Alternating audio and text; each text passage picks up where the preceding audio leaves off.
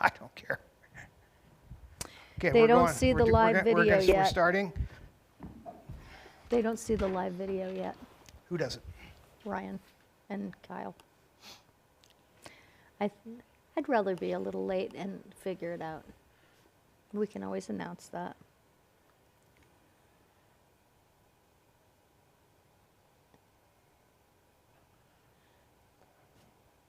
Okay.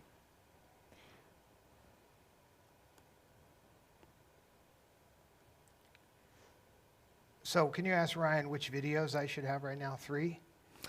He is asking which videos he should have right now. Ryan, 3 videos?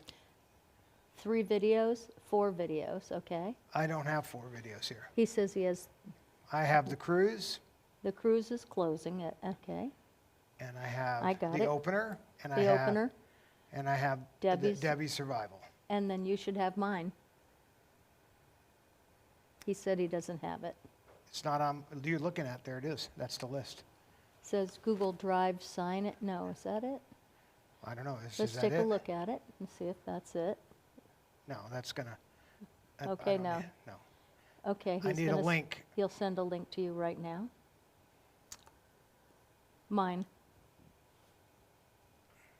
It's not on the text. Yeah. People can hear us theoretically on Facebook. Okay, guys, if you're hearing us on Facebook right now, we are experiencing some technical issues, so just bear with us, and we will be live in just a moment. What do you see, Liz? I What do you see? I see graphics. Well, you don't see that? You don't see anything? I see it. I see. Yeah, that's all there is. I hear you. Anything? I see it. That Okay. is working. So this is how we show the folks at home how it's Okay, done. this Google Drive sign-in, I don't know why. He has, yeah. That's not what the other ones are. Okay, just go in there. That's not what the other ones are. No, I can't get in that way. Okay, hold He has on. to send me He's fixing it. He has to send.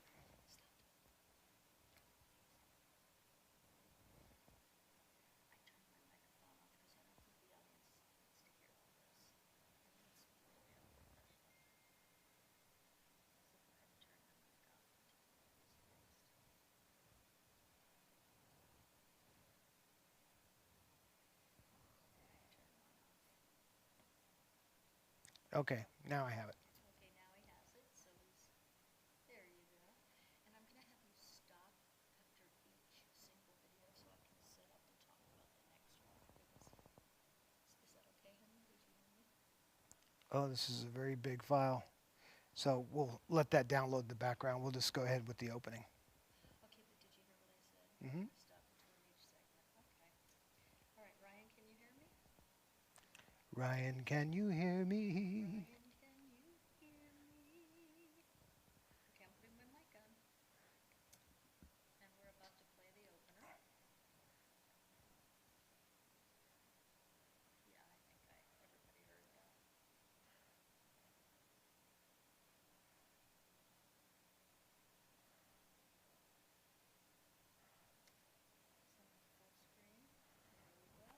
There we go. And mic is on.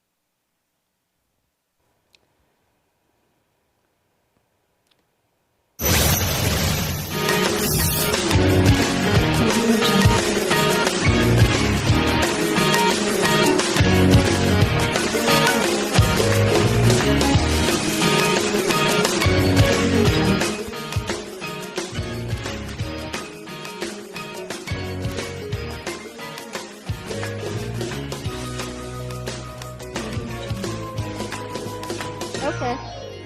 I'm keeping you on. Okay, one day they'll learn how to level up the audio. All Probably right. not in hold my on. lifetime, but Well, right now I am actually Ryan is still talking to me. We're having a lot of technical issues well, that tonight. was, the audio was recorded so loud that I hope everybody's equipment still works. Me too. It was a good one. Anyway, hi everybody. We are having massive tech issues tonight, so we ask you to bear with us because we have a special show, which I'm keeping my fingers crossed because we have no communication to speak of with Ryan and Kyle, our producers, but Well, we are going to do our best here. If they show you, they're Yeah. right there. There you go. And they can talk to you perfectly. Apparently, I actually have Ryan in my ear. so all you got to do is That's just right. tell him Whatever you want. He but can you're hear playing all the videos, so that's the good Yeah, news. that's right. So let me just say, tonight's show, Seth is in California tonight because he's doing some stand-up there, and so we wish him all the best and luck and have fun out there if you're listening. And we have Liz here tonight to help us, and that's great. But tonight's show is really special because Todd was working all week, and so Seth and I were brainstorming with Ryan, and we decided that we were going to do a show that would have a lot to do also with you, because it is going to be really fun. It's about the reinvention of us all and how we can all do it. How Debbie did it, what her mindset was, how I did it, what my mindset was and is. And it doesn't mean that you have to be in show business, an entertainer, or anything else like that. It's about starting over. It's about showing you how we did it. And it's about showing you, more important, how we did it up here, because it works in any line of work. And we get to start over as many times as we want in this life. And most of us already have. But every day is a new day, and what I love about this is that you feel stuck right now. If you feel stuck in your life, if you feel stuck in your career, your work, if you don't know what your next step is, well, you know what? I want you to hopefully be inspired by Debbie Reynolds' story and also by mine. So we are going to have a really good show. So stick around, because as soon as we get finished with the beginnings, we're going to get to it, and I'm excited for it, because I just think that inspiration is everything. And I hope by the end of the show you go, yeah, I can do anything, because the truth is that you can. So I'm going to just say, Todd really doesn't know much about the show tonight, because like I said, he was working all week, and so it was up to us to make it up. And so I said, enjoy the ride, Todd, because this is going to be the first time we ever planned a show without you. So Is that true? yes, it is. It's very true. And because Ryan, we don't have much communication with him unless I talk to him on my phone, which I will be doing throughout the evening. Oh my gosh, are those your mom's sunglasses? Yeah, but I'm not sure why they're up here. I'm not sure I'd be willing to sell these. They're beautiful. Well, where did he dig these up to where he Well, would... those were from her room. But I know, but this is... Nobody asked? No one talked to me. Okay, well then, you just don't know what it's going to be. Well, you I- make a decision I gotta- about that, because that was going to be one of the new auction items. Yeah, but I mean, I remember these well. I don't think so. I can even show you the picture right now where she wore these. Yeah? Yeah. I Well, don't think he realizes what he's messing with there. okay, well, we're going to do it, You or we're know- not going to do it, but you're going to have to let us know. You know, because- in the Jewish faith, Yeah. they had the temple that they built around the Ark of the Covenant. It's Yeah. called the Holy of Holies. And inside of there, you know, only the top level priests could go in there. And the word was, if any other went in there, they'd be destroyed instantly. And they addressed this in Indiana Jones, the movie, briefly. But so that was called the Holy of Holies. And so some of her stuff, in my opinion, is kind of the Holy of Holies. You know, like there's certain items. Right. Well, you know. I mean, then- I don't mind sharing stuff with Well, everybody. you just take a few minutes, because we're going to talk about that in just a few minutes and make a decision about that. I don't know because if I can make a decision on that live. I'll try. Okay, well, here's what we're going to do. So I'm, you know. I do have an ability to bring up the pictures that I think relate to it. I don't know what went into making that decision. Anyway, Okay. just well, saying. whatever you do, I am going to just say hi to some people here. Thank you for coming to the show tonight. I tell you, I think it's going to be one of the best. I mean, if all of our technical things can happen, I think it's going to be a really good show, because I think inspiration is really important, and I'm hoping that's what you get from this. So before we get started on that, I do want to say that we can go through the auction items that are from last week, in case anybody wants to put a last-minute bid on them. So, We have almost an hour, right, or 50 minutes? well, 50 minutes, yes, but let's show them what they are, and then you can go back to looking for that picture. Now, so he's got those over here. Okay, we so can- Ryan's got those up right now. Like I said, we have big technical issues, so. No, not really. There's No, just we really do, because I'm communicating with him through my phone. And so if as long I as don't know everybo- where we're going. As long as everybody can hear out in TV land, then we're cool.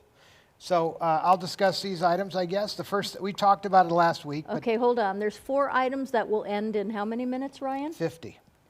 50 minutes, 50. So if you want to put any last-minute bids on these, you would go to the DebbieReynoldsStudioStore.com, and that's where they are. And it's Hey, going Ryan, to show be- them that site, would you? So he just put it in the link. So if you want to know where that is, Ryan just added that to the link. Now we will show you what it is that is up for auction for the next 50 minutes. Then we'll show you what's going up All right, for the so auction next week. for all of you out there in TV land that want a Screen Land, TV Land signed Debbie thing, I mean, that is pretty cool. That's a magazine cover. I have it right here. If you want to come back to me for a second. Buck? There, No, me. There you go. I'm me. Close up is close up, but me is always me, last time I checked. So anyway, there's the magazine that you were seeing on there. It's signed. Unusual to have a signed magazine. The way we get these things back sometimes is people will just send them to me like, oh, my mother passed away and she had this, and I get some. So this is a rare thing to find a screen magazine signed by her. The stuff that I did look in here, some of the other hot topics in here is Tony Curtis. As you know, we were friends with him. And it says on the headline here, Tony Curtis, I've got nothing to hide. This is important information. Loretta Young, the gal who conquered time. And Debbie, what was weird is, there's another thing, it says, the girl Elvis Presley would marry. I always think these ads, you know, and the stories and these things are really an interesting time capsule, even though obviously a lot of this is BS. And, you know, you've heard me do my rebuttal on a lot of this stuff. But, I mean, like, man, here's a doll for sale. Go close up on this for a sec. I mean, there's a doll for $74. Wow. Back in the friggin' early 60s. Wow. That's hundreds of dollars. Wait, how much was that doll? $74.50. Oh, my gosh. That's a lot of money. It better be. Did it do the she dishes? better do something around the house or in bed or something. Okay, so the next item. Okay, next item. Is, we'll go back, let's run back over to his close-up. So the poster, and then you can come back to me. All right, And it so started this is with all a kiss. folded up. You look at the shape this is in. You know, this is how they came, and they were shipped to the studio. This is, it started with a kiss, and there's a close-up of it there. I've told Glenn Ford stories. I mean, you know, he was a good friend of my mom and a good friend of the family, and we loved him. And he had a crush on her. I told you he asked her to marry him many times.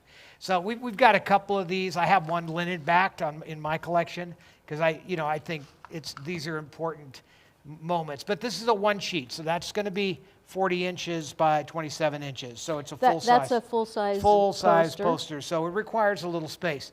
And the third item, I'm guessing, would be are we doing the Frank Worth? Is that what was next, Ryan? He's putting it up right now. All right. He's on a delay, so he waits for me to text him. There we go. There it is. So there's the Frank Worth estate picture of Sinatra and Lauren Bacall looking very cute together there, eating, it looks like Italian food. I can't quite make up what, there's an olive on the plate Oh, I still. would love people to see a close-up of that. Okay, go close up. Buck. Yeah, that's a beautiful, oh, you got to go down a little, there you go. Yeah, we were trying to figure out what restaurant that was last week. I have a funny feeling that's a restaurant in Palm Springs because You I can don't see the recognize. Frank Worth estate. Yep, it's got Can you got tell the what's on the seal. plate there? Anybody recognize the food? Okay, so the Frank Worth piece, and then there's shoes here. And I talked about this last week, and this is like another one of these things that stopped me for a second, because these are really well-used Debbie shoes, and they're very cute.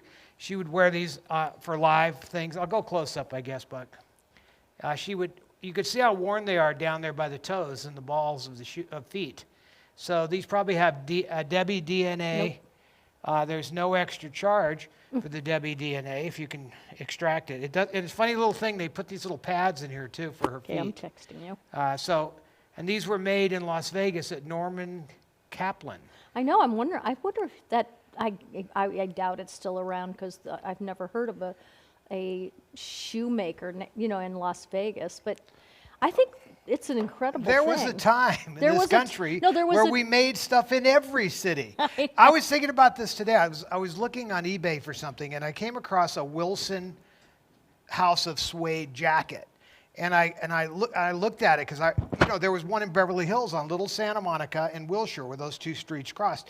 And my whole life, on our little bicycles, we'd be going into Beverly Hills. We'd drive in the back alley, and they had a dumpster there, and all the leather pieces from cutting and making things were there. And it was a little place, but that's where it started. This is where like the entrepreneur small business began in this country, and they used to make the product there. And so what, I zoom in on it, on the label, what does it say?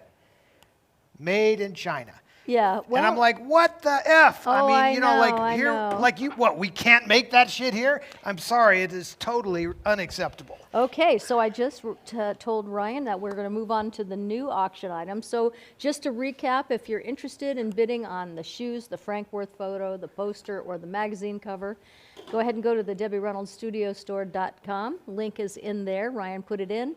And for another, I'd say 45 minutes, you will have a chance to snag one of those. And now, By the before way, we the go on- shoes are size 5, so if you think you're putting those on, the shoes, it's like Cinderella. The Yeah. shoes are size 5.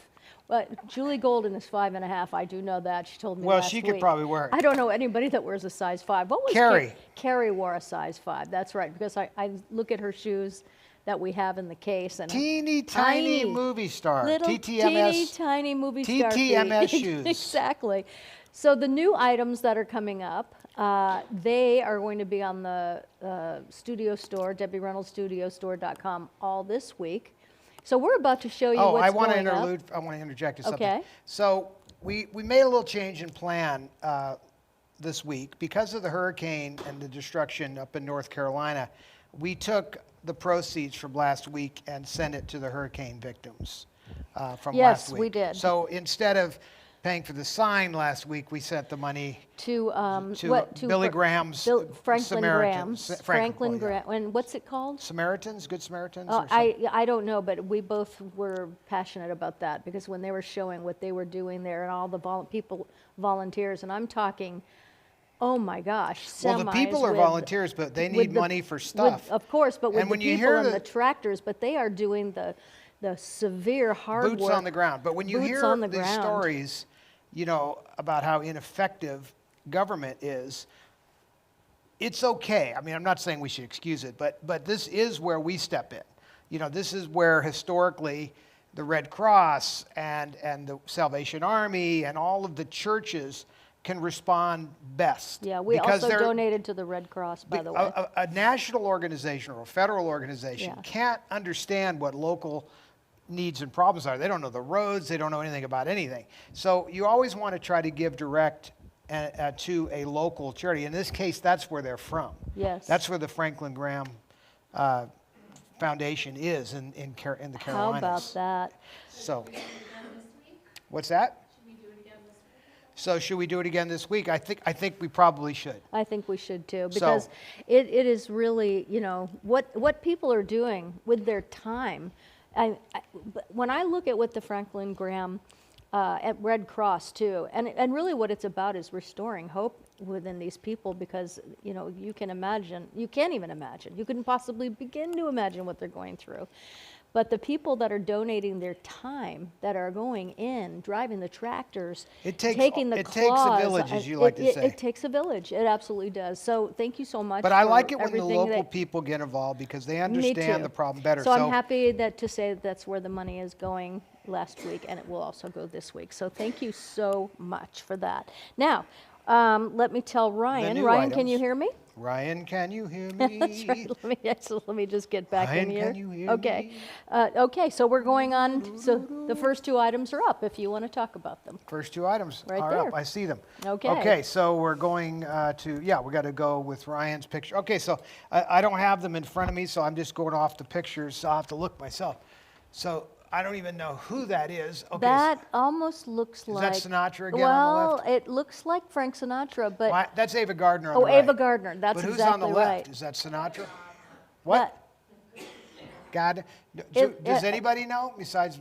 It does look like Frank Sinatra. I'm gonna And that say would make sense because would.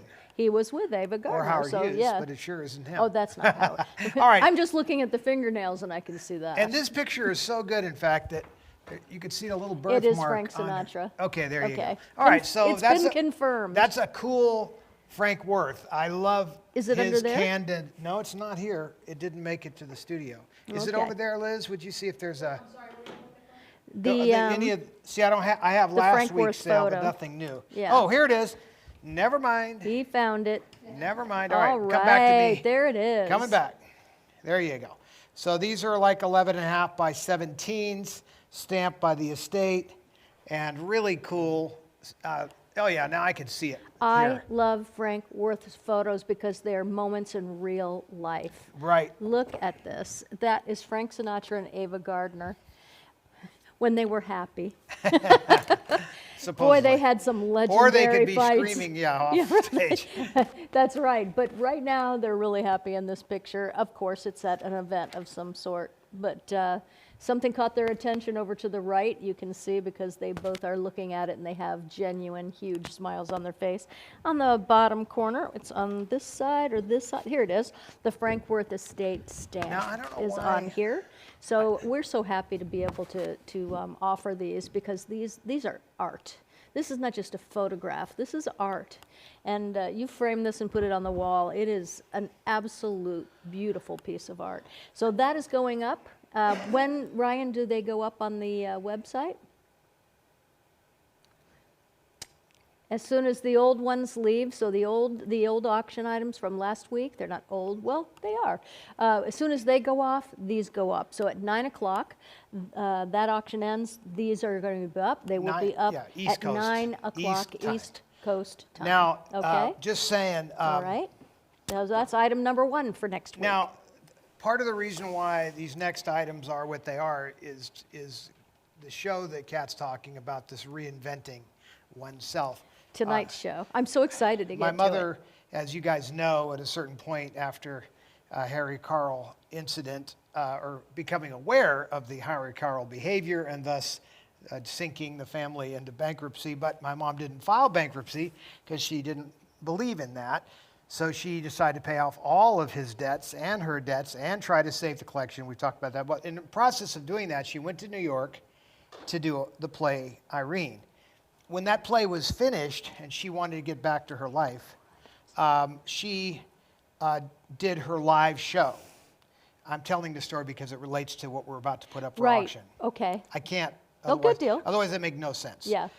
So she, in that show, in her new show, her live vaudeville show, her Vegas show, she actually took it to New York and played at the Minskoff Theater where Irene was. And in that show, she did a little, we'll call it sort of a montage of Irene's songs, and she had a costume made for that. So one of the items that is going up, now this is, looks like a playbill, this is from the original Irene. Oh, we'll do the poster first because he's got that up. Yep. All right.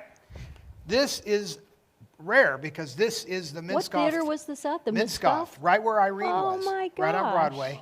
And so this That is is this cool. is the Debbie variety show. You notice the red tuxedo, the tap dancing, but she also did an Irene performance in here. And if you notice on the set, I don't know if any of you noticed on the set, it's kind of hard. Actually, I think this camera, you see, point at it. This. Okay.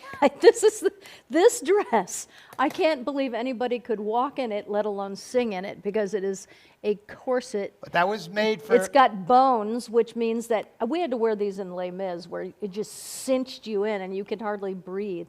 And when you sing, it's all about breath. So this is absolutely unbelievable, this costume. So what we're doing is this. So this is a window card for the engagement at the Minskoff Theater. Pretty rare. So after Irene, bringing her vaudeville show to New York. It's a really nice, That heavy is a stock, very beautiful. cool. It's got like texture to it. It's really beautifully done. So that's one of the items. All right, next card up there for you, Okay, Ryan. we're gonna move on no, to we the- have now the play. the Now this, next one, Ryan. this is a little bit Nope, of a. not that, but the. Well, I don't know what I'm going to do about Yeah, that. he's not sure about that yet. So it's what's that? Like a playbill? I have them all. Okay. Yes. There it is. Thanks, Ryan. Oh, so these are going together. That's good. All right. Well, Oh now my gosh, so one of that- my favorite kinds of collections So right this is kind of a cool one. So here's a check of Debbie's to the National Theater for $500, which is expenses. Now I'm guessing she's cashing that check so she can give Carrie and I lunch money.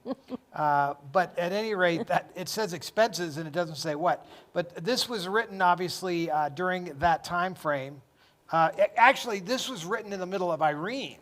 Now that I'm looking, look, that's my birthday. Now I know what it is. Look, that's my birthday. So the expenses were for Todd's birthday party. again? Because it sure as hell didn't give me that much cash. I would have been dangerous. Anyway, the playbill is an original playbill from the movie, from the play Irene, plus the check, which is, and now on the back it says, here, go close up camera. It says, expenses Irene on road. So now it's not signed on the back, so obviously she didn't need to endorse it twice. But it's a pretty cool check of Debbie's, plus the playbill from Irene. So two really good. Now, these again, these are the time, and this is from the play Irene, which led us to the live show Irene, which, would be this time frame, and the costume that we're going to show you when we get to our show and tell starting points. Which I'm going to hold off on the sunglasses because I really don't. Okay, yes. Okay, so we are going to hold off So on we'll the do sunglasses. 3 items, big deal. Right. Because Todd didn't know about that. Or they were in a box, Seth said, that of auction, to things to be auctioned off some time ago. I think I wear them well. They are not designer glasses.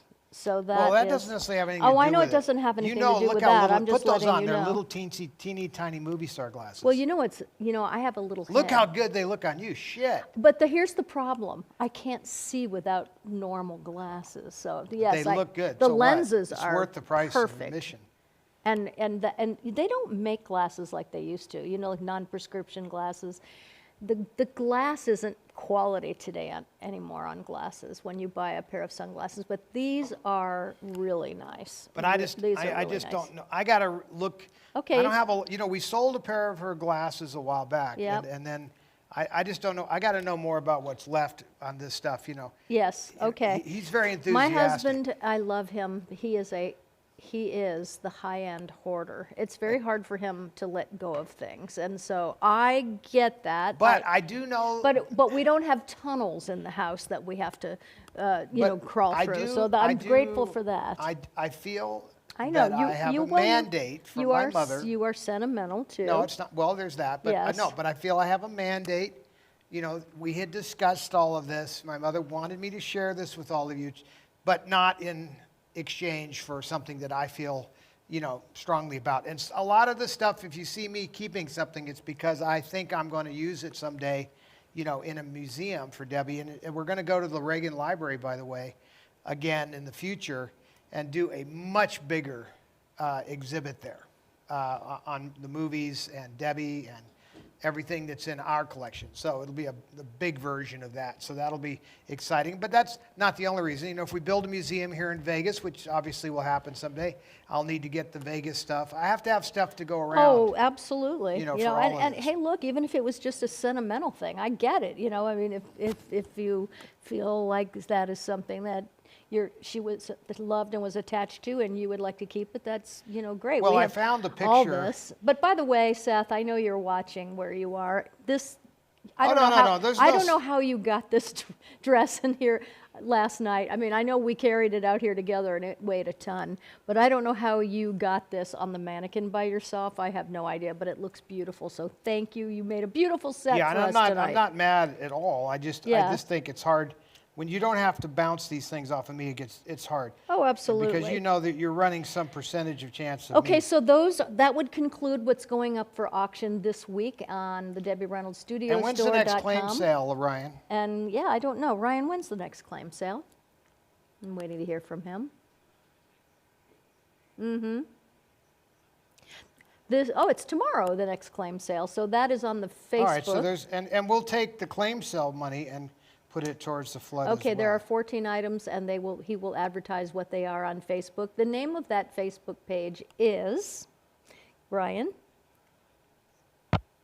The Debbie Reynolds Hollywood Studio Store. If you are not a member of that, you can just go ahead on over to your Facebook and ask to become a member, and Ryan will let you in, but you do have to, it's a private page, so you do have to do that. So starting tomorrow, there is going to be a fun claim sale with 14 items, and are you going to be able to get those things up tonight, Ryan? Oh, they're already up. Oh, they've been up since yesterday. My gosh, we're getting efficient. How about that? Well, then we want people to go have a look. Yeah, right? go have a peek-see. All right, now, I just want to say hi to everybody, first of all, because it was, yes, I want to also thank all of the super donors, because I see them coming in. And Ryan, mine start here with Jade Vandeveer, and I don't see anything before that. So if you have anything before that, please you do? I do. Okay. We have about All 2 right, dozen. so Jay Vandeveer, I want to say thank you. Michael Shane, thank you. Kat McGowan, thank you. John Greer, thank you. Andrea Sodman, thank you. Kemi Roundtree, thanks so much. Catherine Maxey, thank you. Eileen Fetterman, thank you. Barb Kevern, thank you. Elizabeth Gandy, thank you. Dwayne Shell, we're going to see you in a couple of weeks because you're coming into Vegas to come to the unveiling of the Debbie sign. I'm looking forward to that. Thank you, Dwayne. Sherry King, Mary O'Connor, thank you, Sherry and Mary. Frank Ferruccio, thank you so much. Michael Shane, again, thank you. Dearly Departed Tours with Scott Michaels, thank you. Make sure you check out his channel, Dearly Departed with Scott Michaels, his YouTube channel. It's really, really good. And that's one of my favorites. Love Fall Girl. Yes, Fall Girl's back. Thank you so much. Nicole Talencio, thank you so much. Ferruccio, again, thank you. Kate Maloney, thank you. Oh, yes. Sandy, thank you so much. Kathy Hobbs, thank you. Catherine Maxey, thank you. Brenda Stone. Oh, I see. I like some people are donating twice. I think I saw Catherine Maxey, because if you donate once, your name goes on it. Every time you donate, your name goes on the super wheel, which I'm going to let Ryan and Kyle come on and talk about next. Cami Roundtree, thank you. Terry Dixon, thank you. Joe Stocking, thank you. Debbie Lewis. Did I miss anybody? You did very well. I think that we're getting multiple donations because when we said we were going to donate this money back, they're all saying yes, please. Okay. And that's I'm sorry, why. Ryan, say that again. Oh, great, right. Okay, great. So I'm going to explain it to you. Do you want to show this at all so you understand why? Oh, yes. I'll just hold this up. Let me hold this up. So these are the glasses that, and it's a picture of Debbie in them. And so Todd wanted me to show that to you because that's why he's. And that striking man in the background is this gambler, that's Harry Carl. Harry Carl, I noticed that you're like Joan Crawford and just cut the face right out. That's Well, what I you remember. zoomed in so we could see the glasses. I loved it, that movie, Mommy Dearest, when she cut all the faces out of the photographs. Right. Yeah, I think it's a great idea. I know. When warranted, why not? All right, let me just explain. Now, I was going to bring Ryan and Kyle on, but because of the technical difficulties, Ryan's saying that probably not a good idea to do Why that. don't we see what happens? Well, I don't. Because we hear him fine, so he just doesn't hear you. No, I hear him fine. In other words, Okay, if so- he talks, it works. Okay, We he hear said him don't fine. talk to you because he can't hear you. That's the problem. That's And okay. they're on a time delay. Right, so just say what you have to say. Okay, well, you know what, maybe just let me say it because not complicate things. I just want to say we have the best producers, and Ryan and Kyle, you do such a great job every week, and I wish I could see your faces, but oh my gosh, it's Kyle's birthday on Wednesday. How old is he going to be, Ryan? It works. Bring it up. It works. Okay. Oh my gosh, Kyle's Ryan, going come on the Ryan, screen. It come on the works. screen, both of you, just so people can see you. It works fine. They are both in Pennsylvania. There's Ryan. And his sound works. And He can talk. You can talk. Your sound works? I don't know if my sound works. Yes. You'll It have is. to tell Yes, me. It is. It is working. It works. And I'll bring Kyle on just to say hi as well. Right. Oh, it's really good to see. Oh, Kyle, there you are. There's.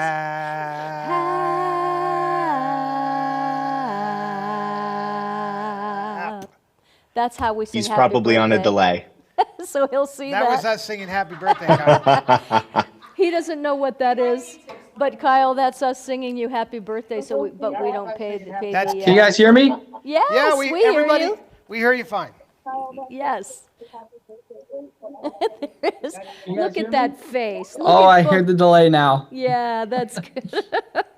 That's how we sing happy birthday because that's what Carrie's version of happy birthday was. But Kyle's birthday is Wednesday. He's going to be 18. It'll be the first time that he ever gets to vote, which is really exciting. And Ryan just told me, see, they're on a delay. That's why I have to do the narrating. So he's going skydiving for his birthday. This does not make the mama happy. I know how his mother feels about it, but this one is not crazy about that idea. But I guess that, skydiving is something, I don't even like bungee jumping, but, Kyle, just make sure you get it on camera so we can show it on the show. Okay? Oh, I'm sure he'll get it on camera. Someone will get it on camera for sure. Okay. Well, I just love you guys. I love you so much, Ryan. And Kyle, I'm just mad about you, and I'm so happy to see your face. Isn't he cute? I mean, he's the cutest producer I've ever seen. And the youngest. Oh, you're talking about Kyle. Yes, and you too, Ryan. But I'm kidding. I was making a joke. Look at that. All right. Well, so Ryan, now that Okay. you're on camera and people can hear you, if you want to explain the Hang on a super second. wheel. Go to the close-up camera for a second there. Okay, just hold on, guys, because I'm going to have you. There's Carrie. I took a picture of her jumping out of a plane. There you go, Kyle. That's Carrie jumping out of a plane. What now? Why did she do that? Why does anybody jump out of a perfectly good airplane? I don't know. It's beyond my scope. Because it's exciting and thrilling. And what had happened is I was doing a lot of things in the military in those days, and I had made the mistake of talking about how I had gotten trained to parachute. In those days, you did it by yourself. You Yeah. didn't do tandem jumping. And then she says, "Oh, I've got to do that." And I said, "Well, I don't know. I can't be responsible for that." Well, one day she said she's going to do it whether I take her or not, so I better take her myself. So I took her, and my mother was so mad. I can imagine. I So can imagine. mad. Okay, let's go back to Kyle and Ryan. And I don't know what I'm seeing right now, but I'm on a commercial of some sort. Okay, we're back. That's not what's showing on. Oh, I have an ad showing. That's why. Okay. Ryan and Kyle, I'm going to leave it up to you to talk about how to be a super donor, why we're super donors, and what happens when you are a super donor. So take it away. Okay, Kyle, could you want to explain the super donors? They can hear you. Okay, so I can't hear anyone right now because I had to turn all the sound off because otherwise I'd hear Ryan on this end and then the show on my other end. But basically, this is how these wheels work. So we have a basic wheel where all you have to do is just comment in the live stream and you'll get added to it, and the wheel will spin at the end of the night and you'll get some pretty cool prizes. All right. And then if you donate, then your name gets put onto the wheel next week. And on that wheel, there are even better prizes than just the normal wheel. So tonight we'll be spinning the wheel that has the names on it from the people that donated last week. Right. So All you gotta do is just comment your name or donate. Okay. So Ryan, why don't you tell them how it's done, because it's a little bit of a mystery for new people that want to Sure. donate. So in the chat, now if you're watching from Facebook, unfortunately, you won't be able to do this. But if you are watching us on YouTube and you're in the chat, you'll see to the right of your comment, you'll see a little money sign. And if you click on that, it will prompt you through it. And that is if you wish to be a super. And as you heard from Kat and Todd, the money, this week and last week, it's been helping, for hurricane relief, which is awesome. But otherwise, it goes, funnels back into this show, the program, the ventures that we're moving forward in terms of legacy projects. So, yeah. All right. So then that's how you do it. And so when you do this, you will be put if you're new tonight, you're on the regular wheel, which we'll do at the end of the show. We're about to get into the most fantastic, inspiring part of the show. We just want to make sure you understand why people are donating and how to do it. And there is a prize you get put on the smaller wheel. It's called the super wheel. And so I want to just say also, Andrea Sodman, thank you so much for donating. Angela Cribben, thank you. Barb Kevern, thank you. Beth, thank you so much. And Joe Stocking, thank you so much. Debbie Lewis, thank you so much. And we are all caught up on that. You guys are so great. Thank you. We couldn't do this show without you. Have a good so- show. Yeah. We're going to now get into the show. It's going to be really fun. All right. So You I want to think start with your video, or do you want to? I'm gonna let's do Debbie first, because and we'll set this up. If you want to just give me my cam, what I'll do is I'll say that Debbie, you know, when she was young, and we all know this, she got discovered in a beauty pageant, and she was very young, and from that beauty pageant, she became a huge movie star at MGM and an MGM contract player. She was making more money than her father was, when she was a teenager, because of this incredible good fortune that shone down on her. So, was it meant to be? Probably yes. And I'm going to say yes, it was Well, meant to obviously. be. Yeah. It's in the history books. And for many, many years, she had this incredible career. And I'm going to let Todd take it from there. But because as life does happen, things don't go as we always think they will, and especially fame, which is a really fleeting thing. And so I remember when I was on One Life to Live and new actors used to come on. And, I would be able to tell right away, they're going to fizzle. They have real talent. Like Josh Duhamel, when he joined All My Children, I remember thinking, oh my God, this kid is talented. And I remember saying to him, do not sign a second contract. You've got things to do, and it's not here. And Nathan Fillion, I felt the same way about. I mean, don't stay here. You have things to do. Go. And there were some that came on, and they were just, their ego took over so fast. And I remember thinking, you're not going to be a good celebrity. Because, to be a good celebrity, it's not just enough to be a great actor. You have to appreciate your audience. You have to appreciate the people that put you there, because without the audience, you have no career. And Debbie understood this brilliantly. So I'm going to let Todd go ahead and take over and then play a video for you, because when MGM fell apart and everybody was just thrown to the wind, and they were under the umbrella of MGM for decades. Now that's gone away. What happens? What do you do? This is real life, and it's like real life for you. The same thing. We lose a job. We have to figure out who we are, because we're so much attached to what we do. It's we feel defined sometimes by what we do. Well, this is actually what happened during the pandemic in many cases with Yes. everyday people.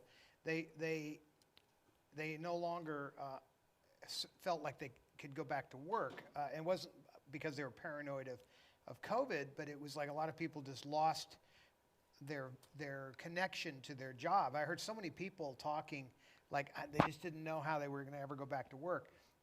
But it was also an opportunity. As much as that was disrupting for everybody, it was also an opportunity. A lot of people I know switched gears at that point and pursued things that they had always dreamed about.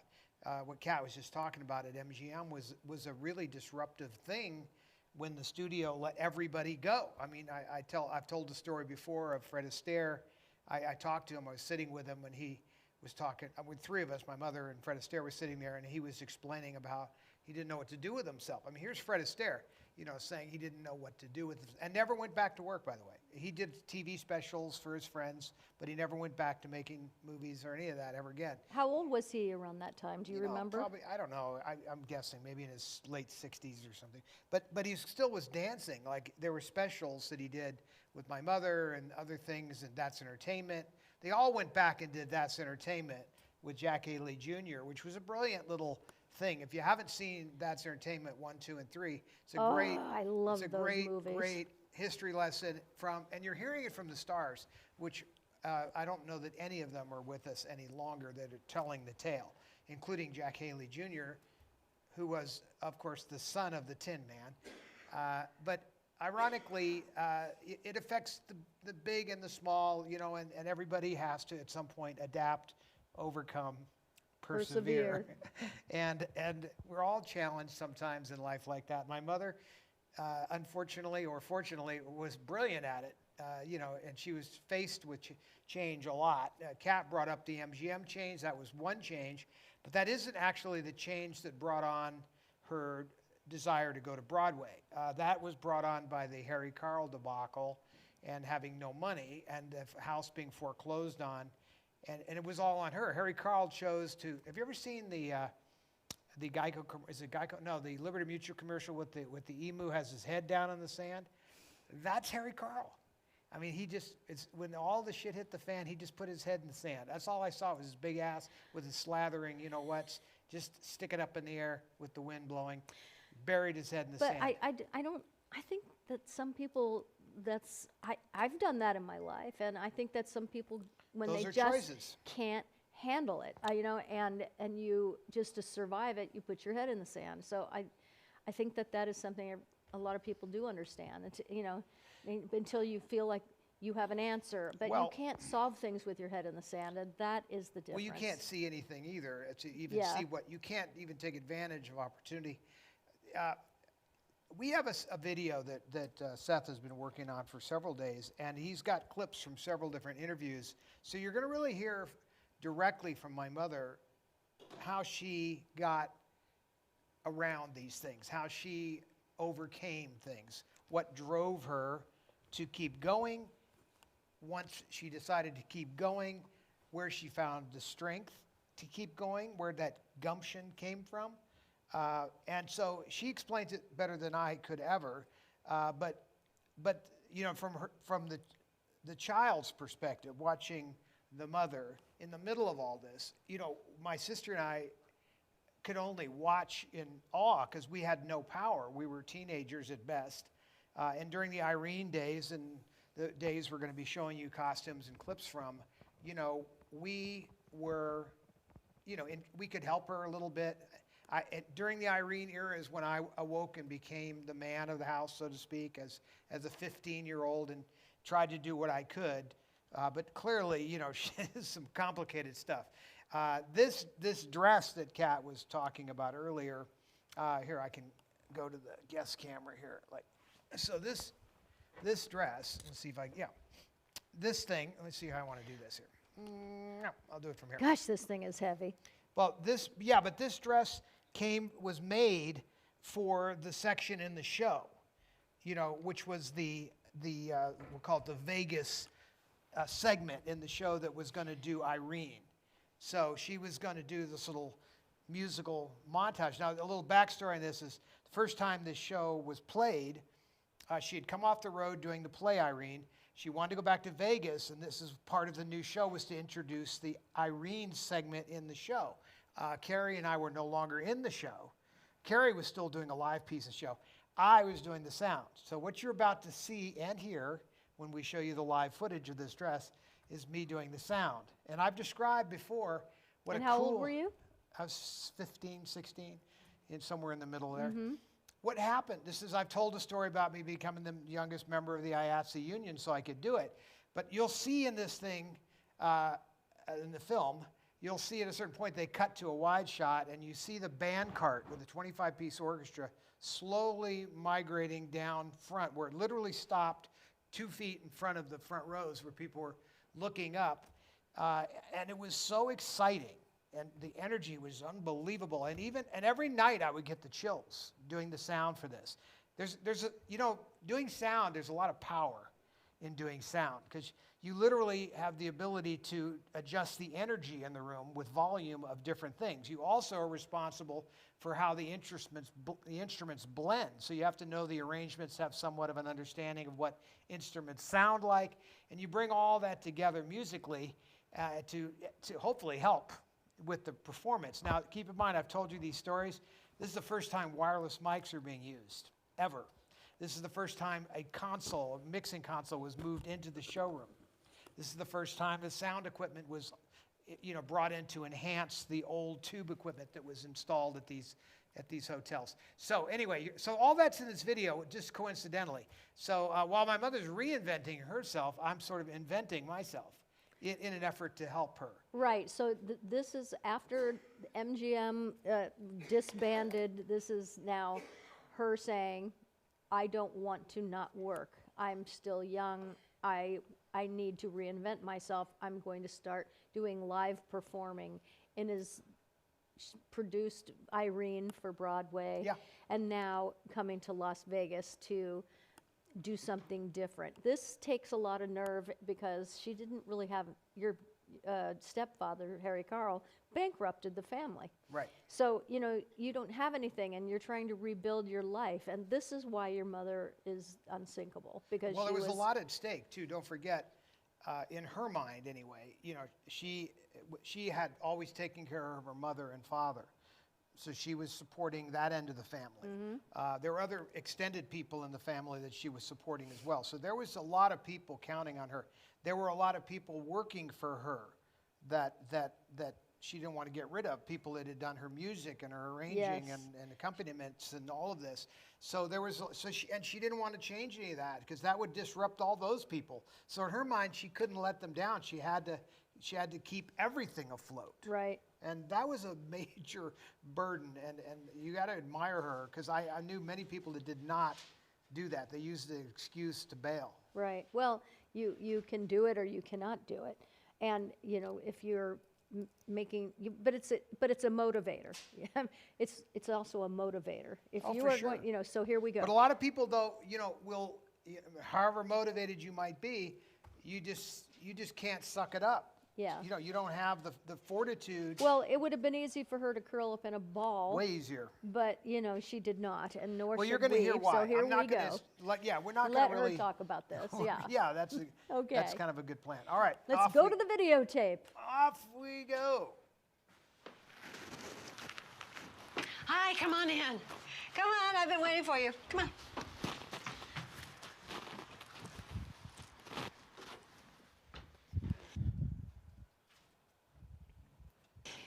I think you have to be the root of the tree.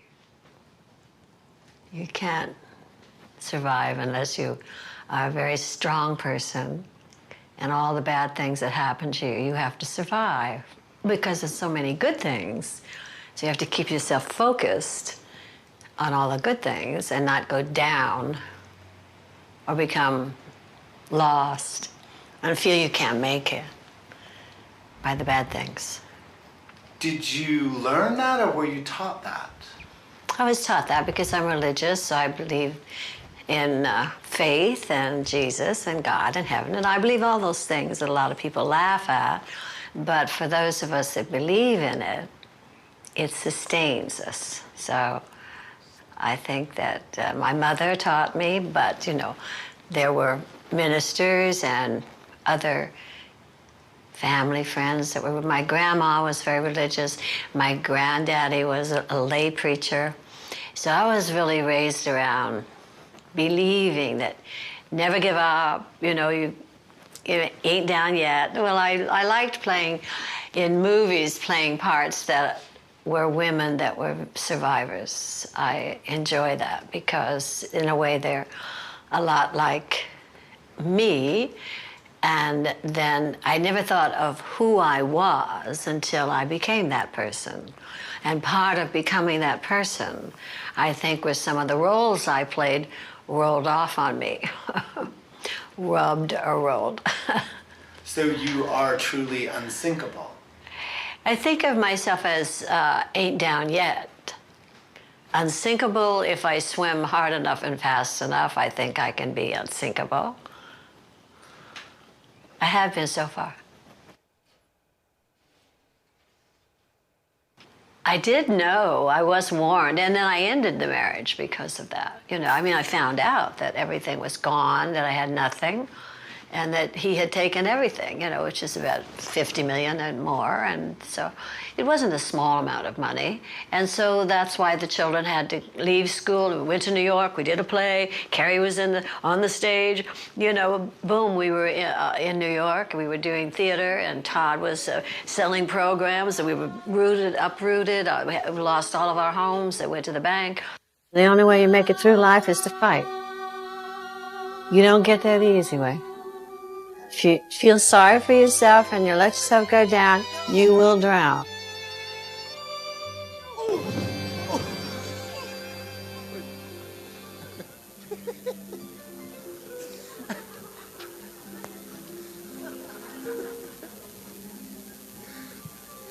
Thank you. Dignity. Always dignity. Of course, I wanted to wear a very simple dress, very chic. How can you do that with Alice Blue gown? I just think they gave me too many ruffles. I know that a lot of you didn't see the play, Irene, but if I may, I'd like to tell you something about the music. I mean, there was so much score in that show that I never really knew about, like Wild Over Me, and I'm Always Chasing Rainbows. Songs like that. You Made Me Love You. In fact, I'd love to sing you some songs from some other plays I've done, but I haven't done any other plays, so this is it. And if I may, I'd like to tell you just a little bit about the story. The story is about a poor Irish girl who falls in love with a handsome, rich American, and they get married, and they live happily ever after. It's a fairy tale. I should know. Hal, are you all right out there? And Dick? I sang this one particular song, which is my favorite song from that play. I sang it for 2 years, and I never got tired of singing it. I guess it's because what the lyric has to say is perhaps a bit like me. I'm always chasing rainbows,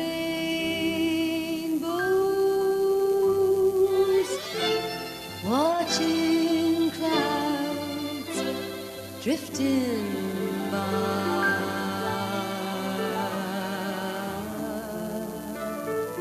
My dreams are just like all my schemes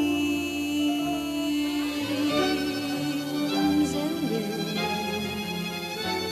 in the sky. Some people look and find the sunshine. I always look and find the rain.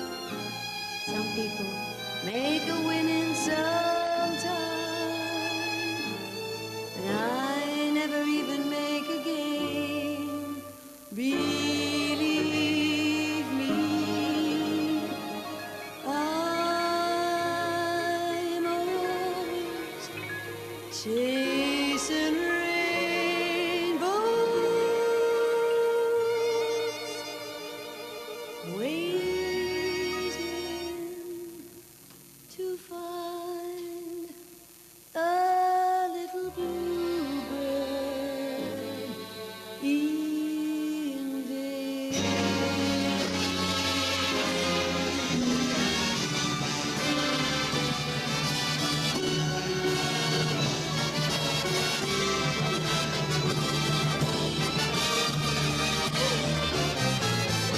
You made me love you. I didn't want to do it. You made me want you. And all the time you knew it. I guess you always knew it. You made me have some fun. You made me glad. There were times when you made me feel so bad. You made me cry. I didn't want to tell you. I didn't want to tell you. I wanna live. That's true. Yes, I do. Deed, I do. No, I do now. Give me what I cry for. You got the brand new kisses that I die for. You. I've had a very exciting life. I've had wonderful experiences. I've had great successes, and I've been very lucky to have come through all the difficulty with success, with opportunity and a chance to be successful. That's the most important thing, is that you hope you can do something well, if you can just be all right. I've had a wonderful time. I've had a great life. Wonderful.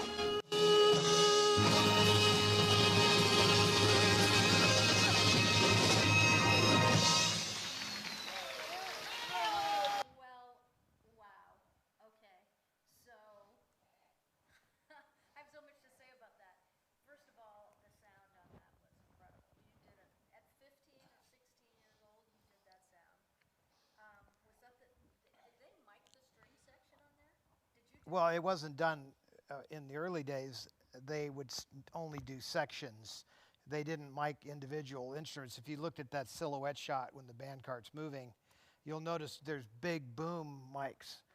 So we literally mic'd the whole and we also used very expensive microphones that most people in Vegas in those days were using relatively inexpensive PA microphones. We used studio mics, condenser microphones on the orchestra, which is unheard of in those days. So there was a clarity, that people were not used to. And this is no slide on Shure microphones, because they make very good microphones, but they didn't make the real high-end ones. We were using the German Neumann microphones and things. And I'm telling you that, now we cut to my mom, obviously, as the band cart was arriving. I suggest we probably should post that whole song. I think that's a very exciting number. I also think my mother in those days, and I don't know what you think about this, but I think my mother's voice was at its best. And Oh right my at that gosh. moment. I have never, ever heard her in such incredible voice. I mean, that was magnificent. And the sound, but I love, the stage that moves forward. I'm sure that was a new thing at the time, No, too. actually, that was built in the Rat Pack day. Ah. That was at the Desert Inn, and I believe the Sands had one too. It literally is a giant electric cart. So you had 25 or more people, imagine the weight. You're talking thousands of pounds sitting on this thing. The stage is over 50 feet deep. That cart would sit behind the cyc, the rear cyc. They lift the cyc out. The band cart's moving forward. Very, very cool effect, but nothing new. Actually, it was probably done in the 30s even. But by the 50s, it was common in Vegas. What do you need? Oh, I'll change that up. Let me see. Well, it's not on. Oh, no, it was on, but I just turned it off. Why's that?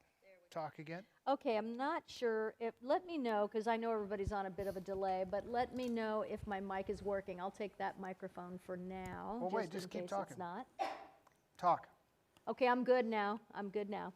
Well, I just love that because actually, Donny Osmond, his show, if you haven't seen it, you have to see it. It's here in Vegas, and it's voted the #1 show in headliners because he's magnificent, and it's not just him singing and dancing. It's a theatrical experience like that. But he also utilizes that his whole band just moves from the back of the stage all the way to the front like that, and it is just the little things, that make a show breathtaking. Well, that's But- old school, but it's Yeah. to me, it really speaks to the traditional headliner Vegas Yes. moments, and so that's when I see that, that's what it feels like to me. So your mom was how old when she started just doing live performing? And now Well, she never stopped doing films, but she wasn't doing so many films because she it was- wasn't under contract. She was like 40-ish when she did Irene, and I would say that she was doing Vegas, obviously starting way before that, 10 years before that, in her early 30s. Yes. She was doing Vegas. But by her 40s, as you're saying, the theme of the show is you're starting to reinvent yourself, not only as an artist, but because you have to really try to figure out how you're going to keep your career going. And it's got to be inspiring to the performer, but it's also because it's something you have to show up and be passionate and want to do, because that's what the audience feels. Absolutely. You know, if you don't Yes. have that, they'll feel that, and you'll be a sucky If you performer. don't love what you're doing, they'll feel that They'll too. feel that energy. And when you have a live audience in front of you, it is so different than filming on television or movies, because you are getting their energy, they are getting your energy.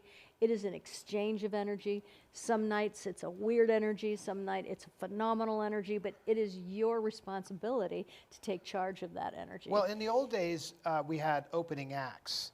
And the opening act's job was to loosen up the audience, right? Yeah. So Rip Taylor comes out, a comedian comes out, he tries to get people loosened up, laughing. My mother, though, was so good at that. One of the first things she did in her Vegas shows went into the audience. She'd sing an opening song, and then she'd just step right off the stage, and she'd sit in people's lap, and she would fool around with people. And they were like in awe of this. That all of a sudden you could see her up close and touch her. She'd sing in your face. She'd sit in some guy's lap and sing. And the wife would be right there and could care less. No jealousy, just like everybody was just in the moment. There was none of those weird thoughts. It was just, and she'd rub her hands in guys' hair, and especially when people were missing and some pray hair. that they weren't wearing a toupee. 'Cause that No, would but I be mean, a she would go nightmare. after someone with missing Yeah. hair, and Yeah. play with their head. Anyway, just really brilliant in interacting and getting the audience into her world. But she had always been able to do that.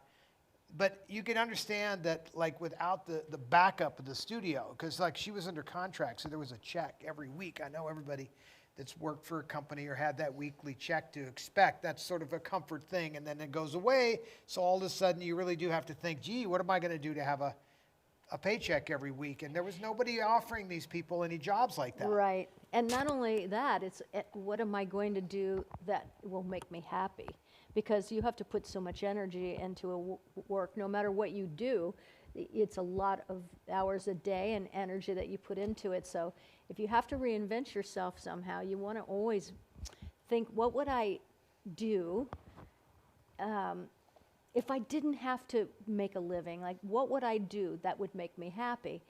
And then the second part of that, at least for me, was I knew what I wanted to do, but I was hoping, like that I would be able to make a living at it, because that was something that was really important. And so if you're in that place where you have lost your job, or you don't like your job, or you're being forced out, or, because so many people are going through that and have, especially as Todd said, through COVID, you really do have to think.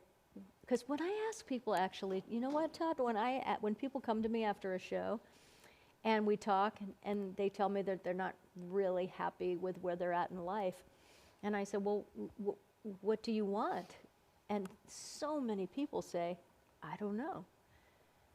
And I say, of course you do, because you do know, but it gets buried under layers of life, and because you're so busy thinking about all the things you have to do and worrying about all the things that you might not be doing, or, about finances or anything.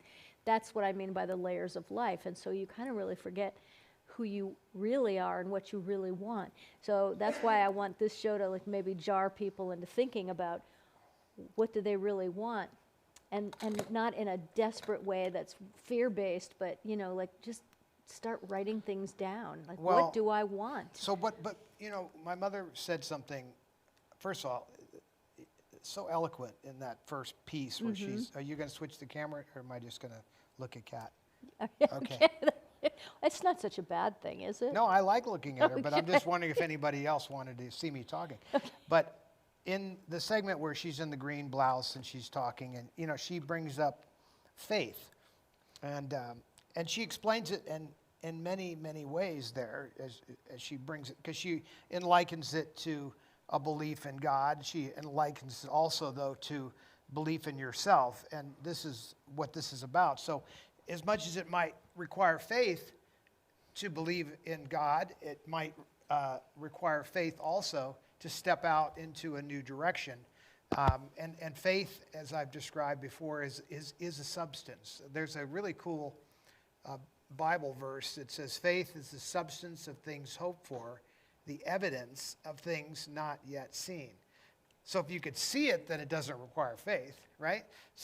But yet faith is a power, just like gravity is an invisible power. How many of you don't believe in gravity because you can't see it? Well, we all do. It wouldn't matter if you did or didn't believe in it because it's what's holding you down on the ground, right? So you could care less if you believe or not. But that's a power that's invisible. Faith is also a power that's invisible. If you use your faith to create a change in your life, you can use your faith to believe in a higher power. You can use your faith to overcome adversity. That's what she is saying. These are things that were taught to me and Carrie when we were growing up by my mother, not by my grandmother allegedly taught my mother, but you couldn't have proved it by me. But my mother definitely was very big on this faith message. And it was a powerful message because she acted it out. We saw it all the time. And you just saw her explain it. It was like, well, this is what I do to make these things happen. I just put my faith out there. Well, I don't know, how do I do that? Well, you just put yourself out there. You just act. Faith without works is dead. It's another famous phrase. Yes. So if you don't act on this, it's not enough just to say, oh, I'm going to believe such and such a change. You have to act on it. Anyway, that's my Debbie messaging that was drilled into Carrie and I in a great way, and never, probably the word drilled is probably wrong. I mean, it was massaged into us through example, never through preachy stuff. And the way she did that, for a minute it looked like she was going to go, religious on us there, and then she just so smoothly explains it. And she never ever did that to an audience. She could always tell that story without offending anybody. Well, you are just not going to believe this, but I swear to you, it's true every word, okay? I was in my car today because I had a lot of errands to run. And the conversation you just said, word for word, about faith in the things that you can see and faith in the things you cannot see. And I was talking in the car out loud, and I was thinking, if anyone saw me, thank God we all use these and we, talk in the car, because I was saying, like air, like gravity. I mean, like I was saying everything that you're saying right now to myself in the car. So I don't know if I was just plugged into this future moment, but when stuff like that happens, it's absolutely fact. And my whole show last night on my Cat Solo Facebook Live was about exactly this, wasn't it?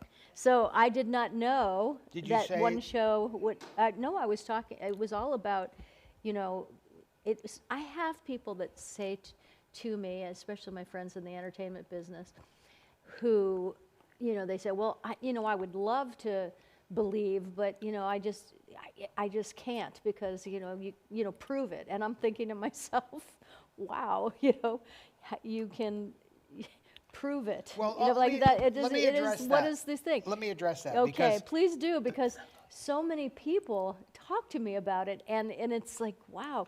There's a very simple way to explain They're this. very analytical thinkers. Well, there's a very simple way to look at this. And again, we can go back to the scripture, and there's a verse that says it's up to each man to work out his own salvation. Yeah. And the reason why that's a key passage is because for somebody to come to you and say, well, why can't I do this, or how do I do this? It's different for every single person.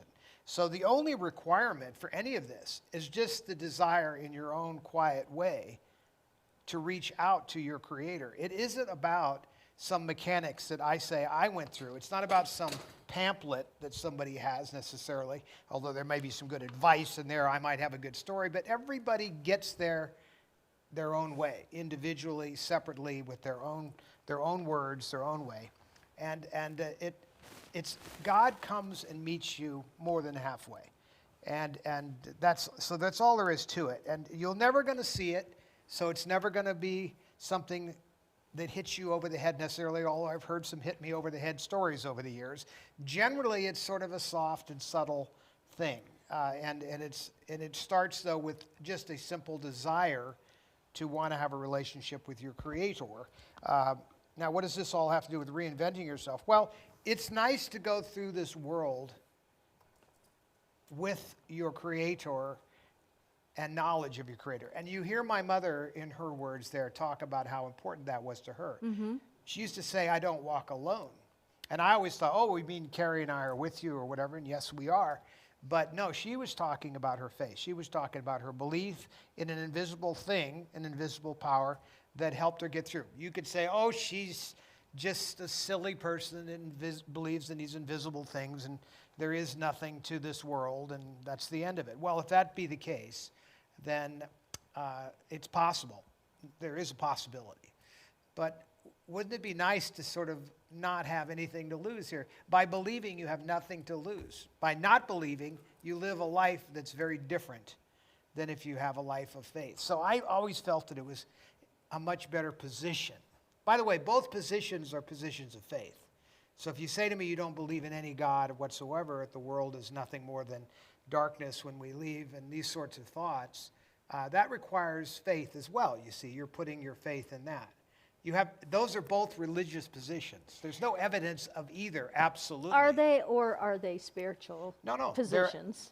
No, so yeah, well, that's what a faith Because position I is. think that's what turns people off. Is, Nobody you know, can prove any of this scientifically. Right. You can't prove God or not God, or you can't prove any of this stuff scientifically. So all this is to say, have faith. Well, it's just, I felt like, I mean, by the way, I do it because I choose, so you could be happy and choose. You could also just be pragmatic and say, I have more to gain by being a person of faith, because technically you could. Now, some people would say, I live just fine on my own and my own thing, and, you know, I'm not going to judge anybody's Of course not. position. That's not what we're here to do. But I would just suggest that the I don't walk alone thing is a nice thing at times. When times are tough, and I've had my share, it's nice to know that you don't walk alone. It's also nice to believe in the hereafter, that your friends, your family, your pets are all around us, waiting for us. You know, they're still in this, we'll just call it, in the layers of consciousness in the heaven and earth concept. The fact that all of us will be together again. These are, you know, important things to my, shall we say, strength. The strength that I have in life comes from that knowledge. Knowledge. How can you have knowledge in something you can't see, feel, or touch? Well, I have faith in it. It's a power. You can exercise it or not. If you don't, then play it out the way you're playing it. But I choose to play it the way I play it. And I'm not, you'll never hear, I don't do, you know, preachy stuff. This is how I approach it. My mother taught me, you saw how she approaches it. She would not have gotten through life the way she did if it wasn't for that connection. So to her, it was very important, you know, and I think, and so in my life, it's been very important to my life. Right. But with you, that segues over to you. Well, you know, I spent 39 years on television, and I did a few films too, but television is what I wanted to do since I was a little girl. When I was little, the lady that helped take care of me while my parents worked, and she would put me in front of the TV while she ironed everything, and she'd watch her stories, which of course are soap operas today. And so from the time before I could even speak, I was sitting in front of a TV looking at soap operas. And so what would happen is that naturally, as 5, 6, 7, 8, I'm watching all these people having all these emotions and telling all these great stories. And so by the time I could really think for myself, which was, you know, 6 or 7, I was thinking, I want to do that someday. And so I didn't have movie star ambitions. I had soap opera star ambitions. I never wanted to be anything but that. So so for me, I know where it came from. So I was doing school plays from first grade, second grade, all the way through high school. I, would do musicals. I mean, I can't say I could sing very well in high school, but I could carry a tune. I had a good ear. I didn't have any training. But, I never thought about singing for a living. I just knew that my destiny was going to be on a soap opera. I don't know how did you know that? I don't know. I had faith. There you go. That's right. I had faith that was my destiny. And where did you learn that? Well, I grew up in a house that my parents never taught, there was no religion or spirituality in the house. But you somehow had I know you do because I've heard the way you've talked as a child. You were exercising faith as a child all over the place. So why Yes. or how did that happen? Well, I can only say that's the way God wired me. But when we were driving down the street one day, I saw this big building with these beautiful stained glass windows. I mean, it was massive. And I said to my grandmother, I was very young, a little girl, and I said, what is that? And she said, oh, that's a church. What do they do there? Oh, well, that's, a minister talks about God. This was just never talked about in my house. And so I was so taken with it. And there was just something about it that drew me to it, my attention to it. I had to go in that house. If somebody in there knew God, I needed to go in that house, So I asked her if we could go, and she said, I'll tell you what, I will drop you off on Sunday, and then I'll come back and pick you up. I said, okay. So maybe 7 or 8, and she dropped me off, and I ran in the church, and it was a Presbyterian church. Didn't matter to me what kind it was. I just wanted to go in that house where somebody knew God. I thought that was pretty cool.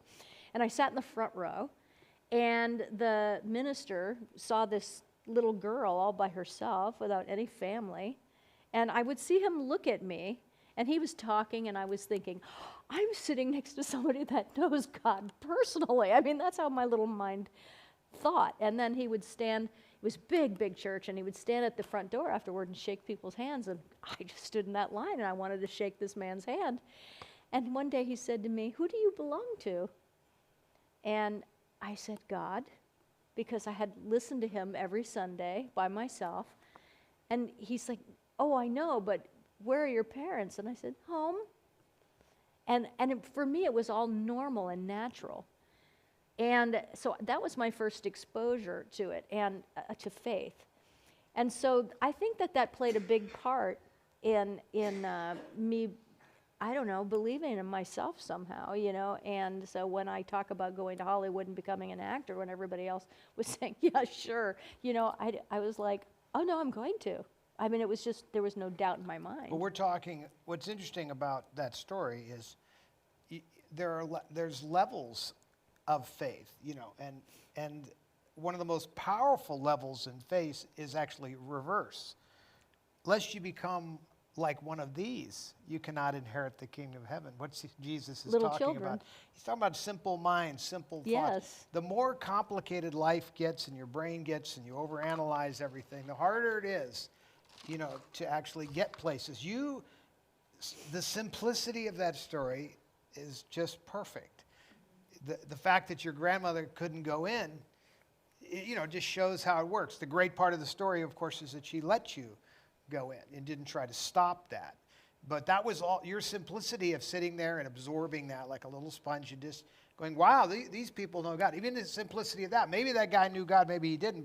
But a lot of these people, in those types of organized churches, just read canned messages. Right. Others are inspired. They're great orators, and they know the word. Oh, yeah, I mean, there are many, I've listened to many preachers over my lifetime, and some will put you to sleep.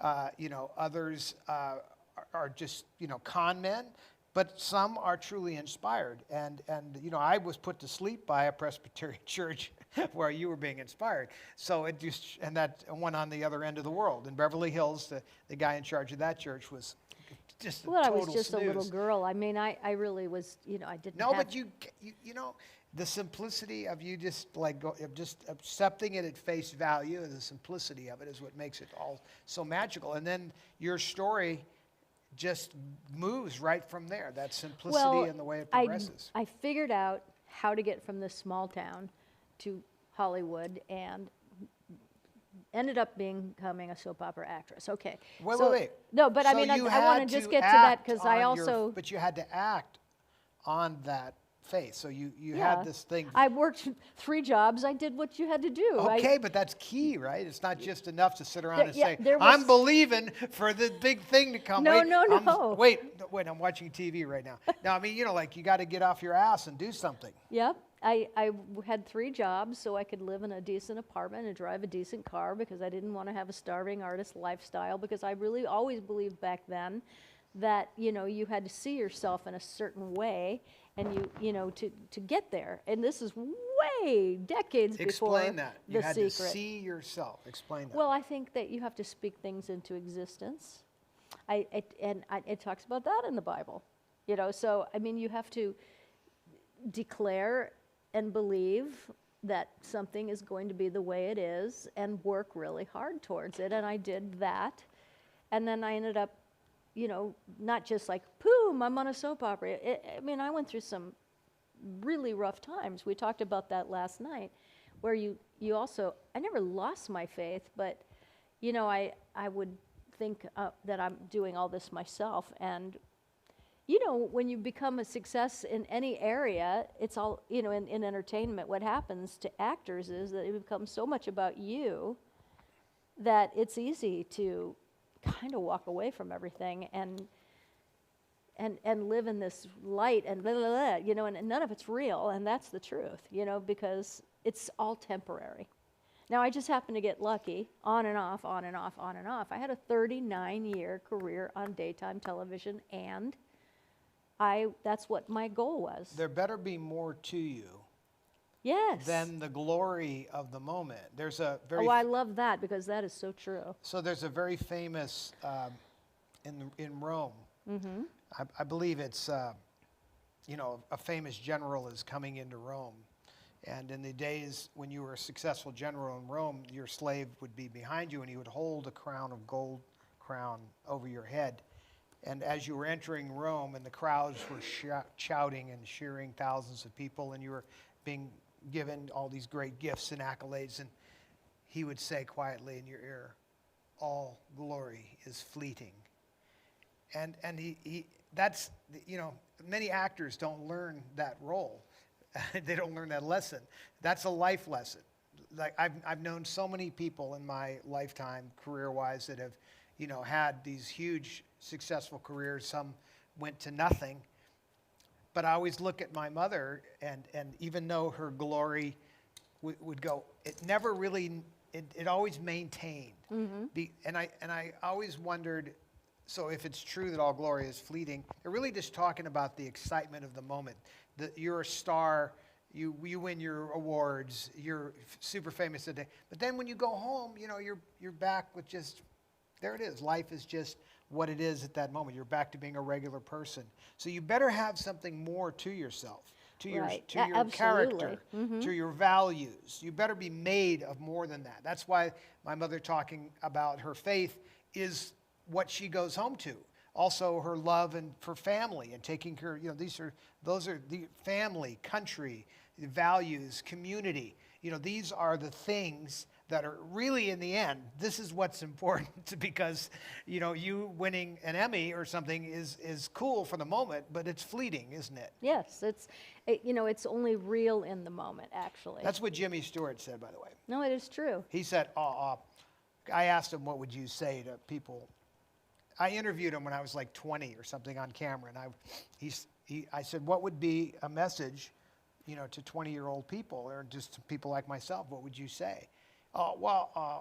Man's got to have a sense of values, like community, country, a belief in God.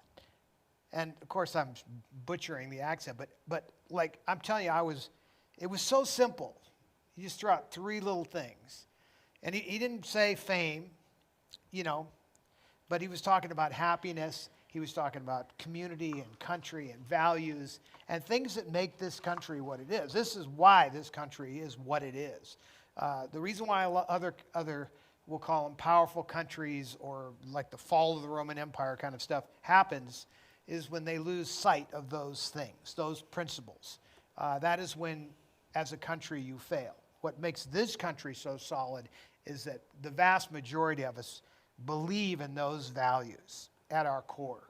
In God we trust. A simple little phrase, but it's the foundation for the whole country. And with that, you know, this country has been largely unstoppable in terms of its ability to give and to create peace and other things. We are an example, and have been for a couple of 100 years now. We're coming up on 250. So back to you. Sorry. 250 years. Yes, that is us.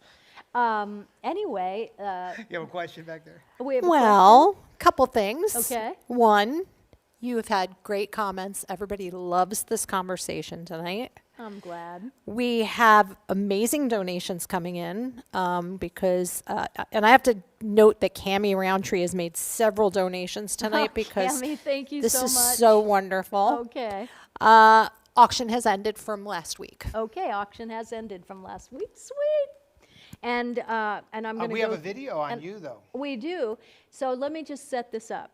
So now, when I was growing up, I would see this hypnotist on TV. No, I was maybe 15 the first time I saw Pat Collins, the hypnotist. She was very famous. I saw her in Merv Griffin and Johnny Carson. She even made a movie with your mom called Divorce American Style, right? Yep. So that was really cool. But I remember thinking, oh, come on, can that be real? And, I wish I could experience this and all that.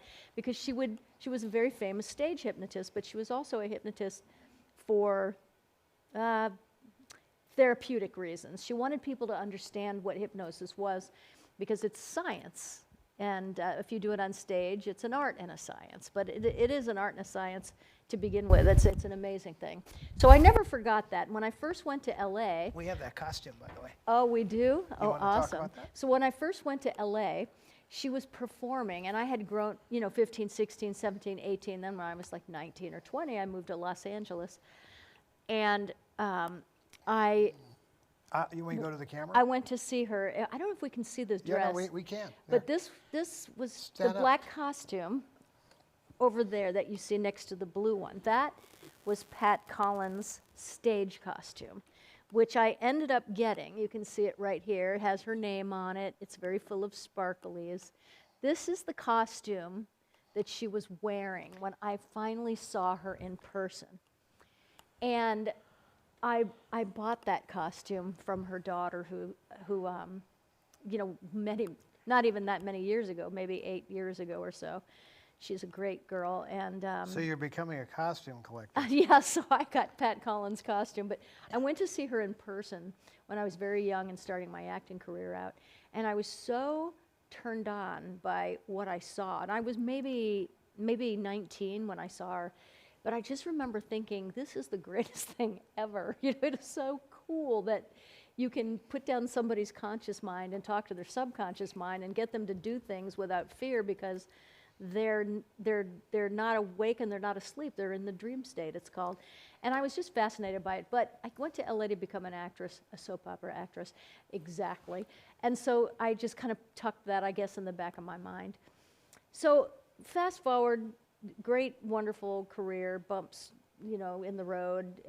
It happens to everybody, and you just keep going, for me, by faith. And I studied voice, and when I got to New York, and for the first time at 30 years old, I started studying voice and opera, and because I saw musicals on Broadway, and I was starting a show called Loving at the time. It was on ABC, and I don't know why I was doing all that, except that I knew that somehow I had to do that someday, and so this was really interesting because I loved my career as a soap opera actress. I had a 39-year career, and it was great. But I knew that it was not going to always be there. I knew I wasn't always going to want to do it because it was really, it's hard to explain, but I just remember the day that I put my hand on the door, and it was becoming very difficult because when new people were coming in to take over the show, and when He Who Shall Not Be Named came in to take over the daytime network of ABC Oh, come at on, the time. trash No, the no, guy. no, no, no, no. I am not going to. I don't want to be involved in that because I just want to forget him. But when they come in, and if you watch soap operas now, you will see, like characters start to change, and you're like, why is that character doing that? I love that character. Why, that's not that character. And when you play a character for many years, what happens is that you feel like you own the character because you created it.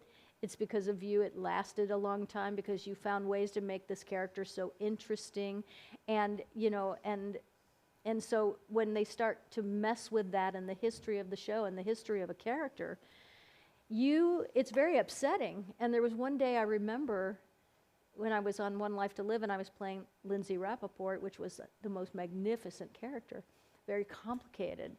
And you realize it's not your character, it's the network's character, and you're just there to say the lines. And that was very startling to me, because in the past, in the old days with the old way of producing, they were our characters, and everyone paid very, respect to the history of the show, storylines, and the characters. And when that started to change in such a big way, and it was really when the show was just a few years before the show was canceled, I saw the writing on the wall, and I thought, do I really want to do this anymore? And if it all ended tomorrow, would it be okay? And the answer was so clear to me. It was like, yes, of course it would be okay.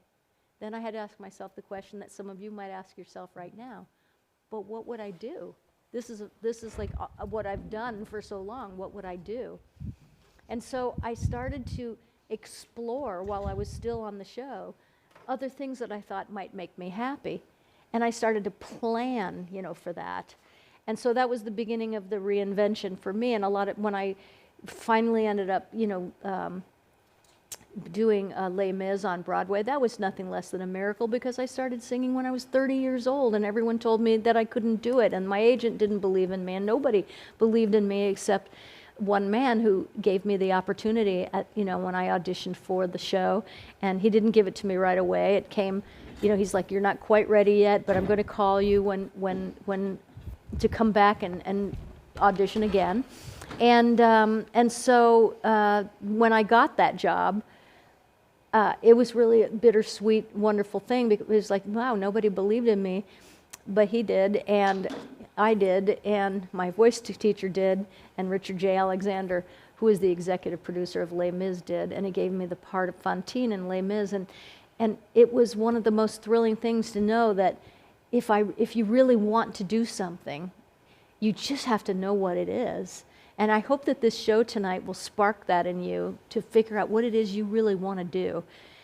Because for me, it was a lot of things, but that was one of them. And I had terrible stage fright that I had to overcome, and it played out in all kinds of ways. So when the show One Life to Live ended, and while I was still on the show, I started thinking, I went to see a show on Broadway it was Mario Cantone. He's a comic, brilliant. He had a one-man show about his life, and it was on Broadway, and I'll never forget it. It was on New Year's Day.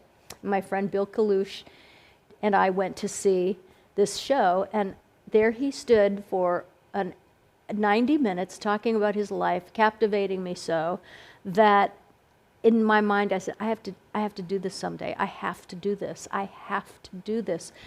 And it was just an obsession with me, and it had nothing to do with what I was doing on TV. And I got the same feeling about hypnosis. I got the same feeling about mentalism, because I am a hypnotist and a mentalist now. But it's an obsession that takes over your mind, that you want to become so good at something that you will make a career out of it. You must believe in yourself. And even if no one taught you how to do that, that's why we are doing a show like this tonight. Because if there's 3 things I want to leave you with, 3 words, it's that, to believe in yourself. So I didn't think I would ever really, at the time I was thinking, but how will I ever do that if I have such bad stage fright that I could stand on a stage by myself? But if I wanted to do a show, autobiographical show, or a hypnosis show, or a mentalism show, I would be by myself.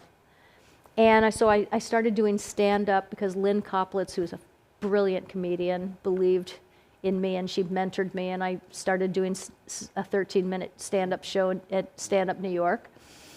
And everyone said, comedy is the hardest, dying is easy, comedy is hard, and it was true. And I got up, and I did my 13 minutes, and I will admit, it was about, being on a soap opera, and it was about what goes on backstage at a soap opera, and it was very racy, and I used some language that was pretty blue. But you know what? I didn't like it, because I didn't think that was really me, but people laughed, and so it was an easy laugh if you used that kind of language and told those kind of stories. And here's my God moment. So I did this to get over my stage fright. it helped me a great deal because it takes a lot of nerve to do that. Was I great at it? Not really. Was I okay at it? Yes. Did I make people laugh? Yes. But I was walking out of the club one night. My life had started to fall apart at that point. I was married to Michael at the time, and our marriage was falling apart, and there was nothing I could Wait a do to minute, fix you it. were married before? I was married before you. Oh my- Yes. I can't believe that. And so I was when things aren't working out in your personal life, you get anxious, and I was starting to really feel anxiety. Didn't know what that was. I was feeling sad and anxious, and so one night I went to the club. I was in the lineup that night and at Stand Up New York, and I said to the owner, "Can I not go on tonight? I don't feel well." And I did feel okay. I was just super anxious. And he said, "No, you're in the lineup, and there's some people that came here because you're in the show, so you will go on." And so I did, and I don't know how I got through it. I didn't like it. I didn't want to do it anymore. I walked out, and it was midnight, and I was walking back to my apartment. I'm walking across Broadway and 79th, and I was just walking, and I will never forget it because it was the first out of 2 times that God spoke to me, and I was walking across the street. And when I say he spoke to me, did I hear it audibly? No. I felt it through my heart. It was like hearing it. And it was so unmistakable. I mean, it's not a moment where you go, am I losing my mind? No, it's unmistakable. And the voice said to me, "Is this really what you want to do with your life?" And it's midnight. I'm by myself walking across the street. And "What do you mean?" And, "Well, I gave you so many talents. Is this really what you want to do with your life? Because if it is, it's okay. It's your life. I gave you this life. You can do with it what you want. But is this what you really want to do?" And it was really about the language I was using, and in public, and the way I was telling my stories. And he was just saying to me, "I gave you more than this. Here's your choice. Take what I'm giving you and run with it, or do what you're doing, and if you like it." And I said, "No, it's not really what I want to do." And now I'm talking to myself on the way home. And that was my defining moment. I never got on a comedy stage again. It is not what I wanted to do. And so I started to study hypnosis while I was still on One Life to Live. I started to study other things and to explore. So when that day came, that One Life to Live was over for me, I asked myself, is this really what I want to do anyway? And the answer was no. I want to be an entertainer, but I don't want to pursue this line of work anymore. I thought you were going to say, no, I want to go to Las Vegas and meet Todd. Well, that was fate because it was meant to be. So I moved to Las Vegas, where everybody said, "What, are you crazy?" I said, "No." I remember people saying, "There's no culture there." I'm like, "What? What are you talking about?" Liz was excited for me, but I was like, "I don't know, that's just where I'm supposed to be." And so I came here, and because of me studying hypnosis and putting my first show together, and Henry was helping me do that. He was best friends with Todd. This is Todd, how Todd entered my life. So I followed not my heart. I followed my gut. Because your heart will lie to you, but your gut will not. That's your intuition, and I call that your God voice. And I listened to that. So, before I left New York, I did a show called Pieces. It was an off-Broadway show, and it was actually called Pieces with an asterisk that stood for Avast, Pieces of Avast. It was a monologue show about what the good, the bad, and the ugly of what happens to a woman when she's beautiful. How does it affect your life? And it turned out to be one of the best shows ever.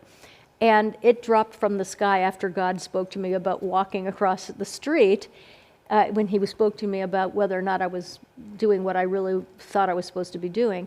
This offer came in to do this show off Broadway. No audition, nothing. This does not happen. I mean, the producer called and said, "We're doing a show. We'd like you to be the centerpiece. Can you please come see it and tell me if you would like to do it?" And I went, and I was so turned on by this incredible show.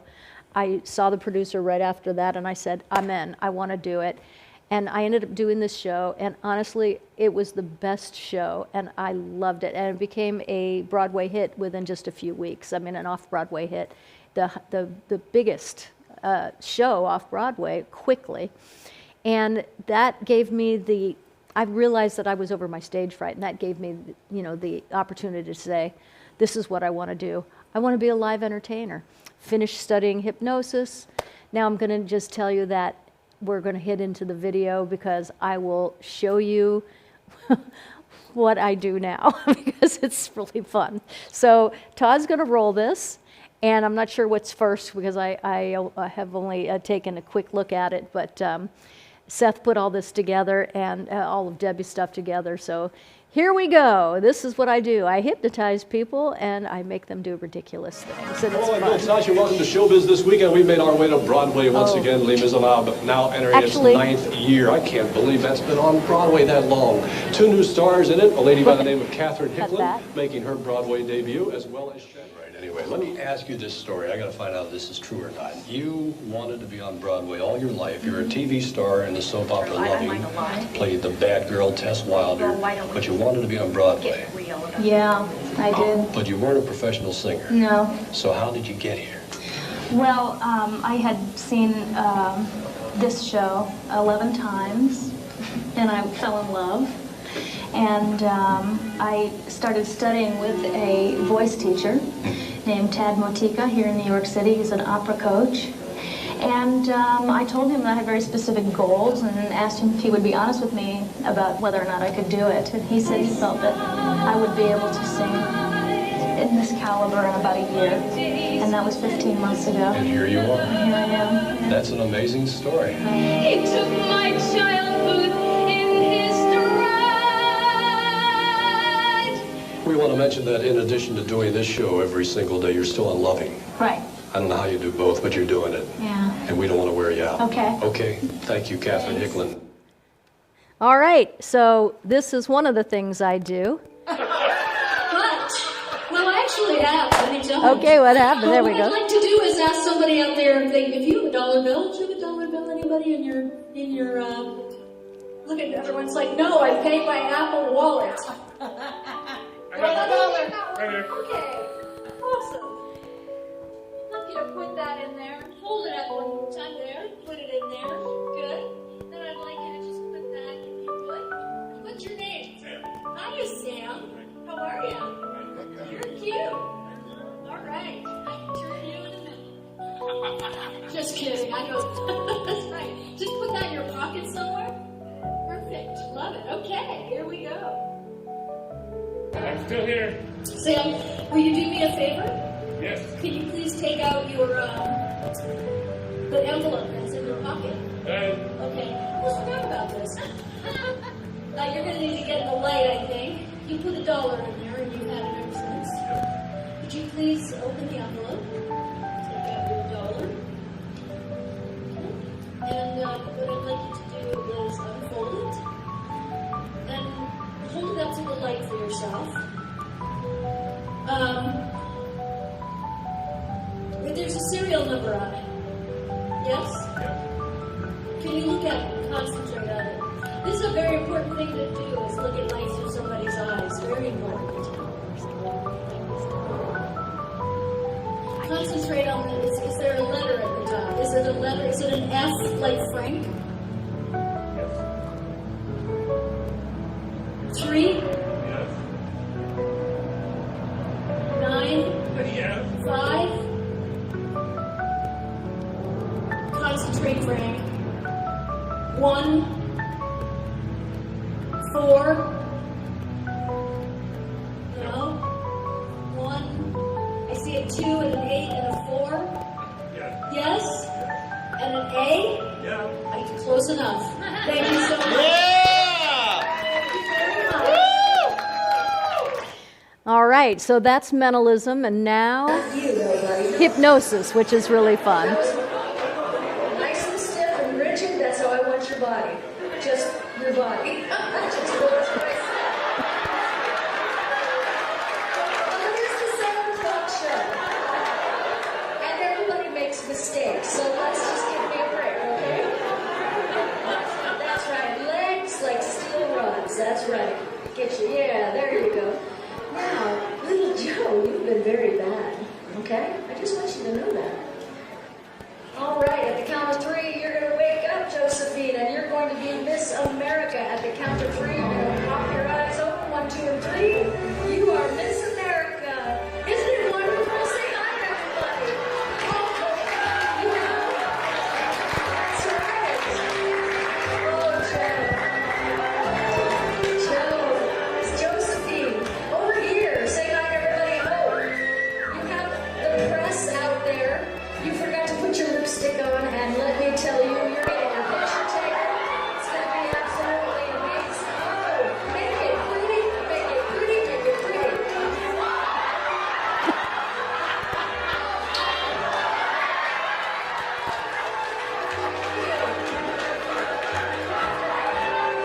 He was just sitting there minding his own business, going to a show. And now he is the show, which is really kind of an amazing thing. You're awesome, Joe. Oh, and this is inspired, of course, by my magic. Feel free to use the chair if you'd like. Just allow yourself to relax and... Woo!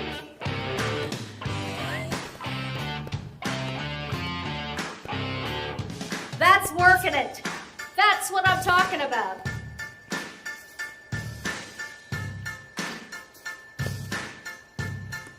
What do you think of number 2? That's what I'm saying. Boom. You're amazing. All right. Number 2, you did a great job. All right there. Thank you. Give it up for number 2. Come on over here. Number 3, show us what you got.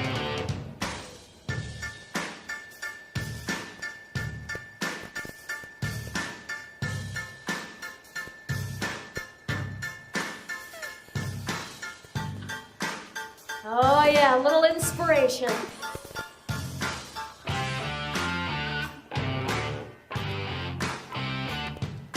Woo! Give it up for number 3. He's awesome. That's right. Fantastic. You did great. We got you, Hattie. I know he's shy, I can tell.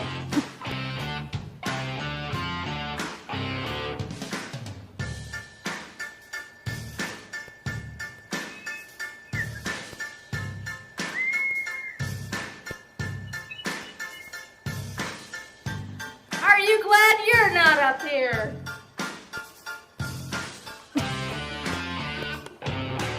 Give it up for number 5. That's right. Thank you, number 5. You are pretty dang good. Have a seat. Looks like you cinched it, baby. And Michael, you came in number 2, right? Yeah, that's right. You did good. What are you going to do with this career? I'm just so happy to be famous. Being famous is a good thing. Those of you I have touched, at the count of 3, you will pop your eyes open and see the girl of your dreams, me. You're going to be sitting there. I'm going to come to you one at a time and ask you to dance one at a time.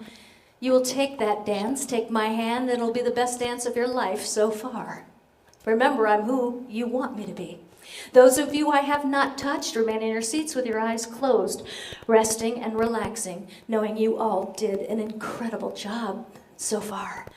Those of you I have touched, at the count of 3, pop your eyes open because you're going on a date with the hypnotist. 1, 2, and 3, pop your eyes open. Oh no. Oh my God. Here we go.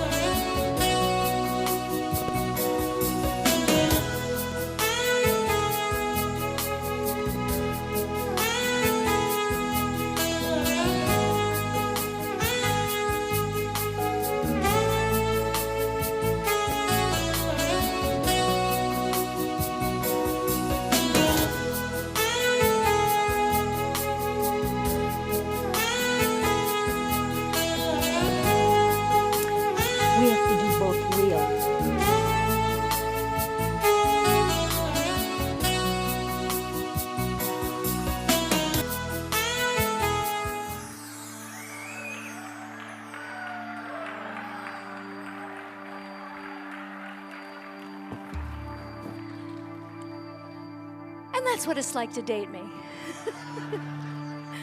Todd thinks he's never been hypnotized. The man hasn't been awake in 9 years. And I want you to know that you are loved and blessed. Okay, I'll see you out there. Thank you. All right, so now I just want to end this by saying this is what I love doing. Because reading people's minds, that act is so fun, and this and that's so fun. And you know what? I do not miss acting at all. At all. And so if you had told me when I was in the middle of all that I would one day be like, oh, well, I just miss it, wouldn't miss it. If I missed it, I would do it. You can change your life just by having faith and believing in yourself and in something maybe higher than yourself. That would be awesome too. Because the last 5 minutes of every show I do is dedicated to that thought, dedicated to that belief. Some people call it my ministry. Oh, shoot. By the way, Sorry. yeah, we got to turn your mic on, right?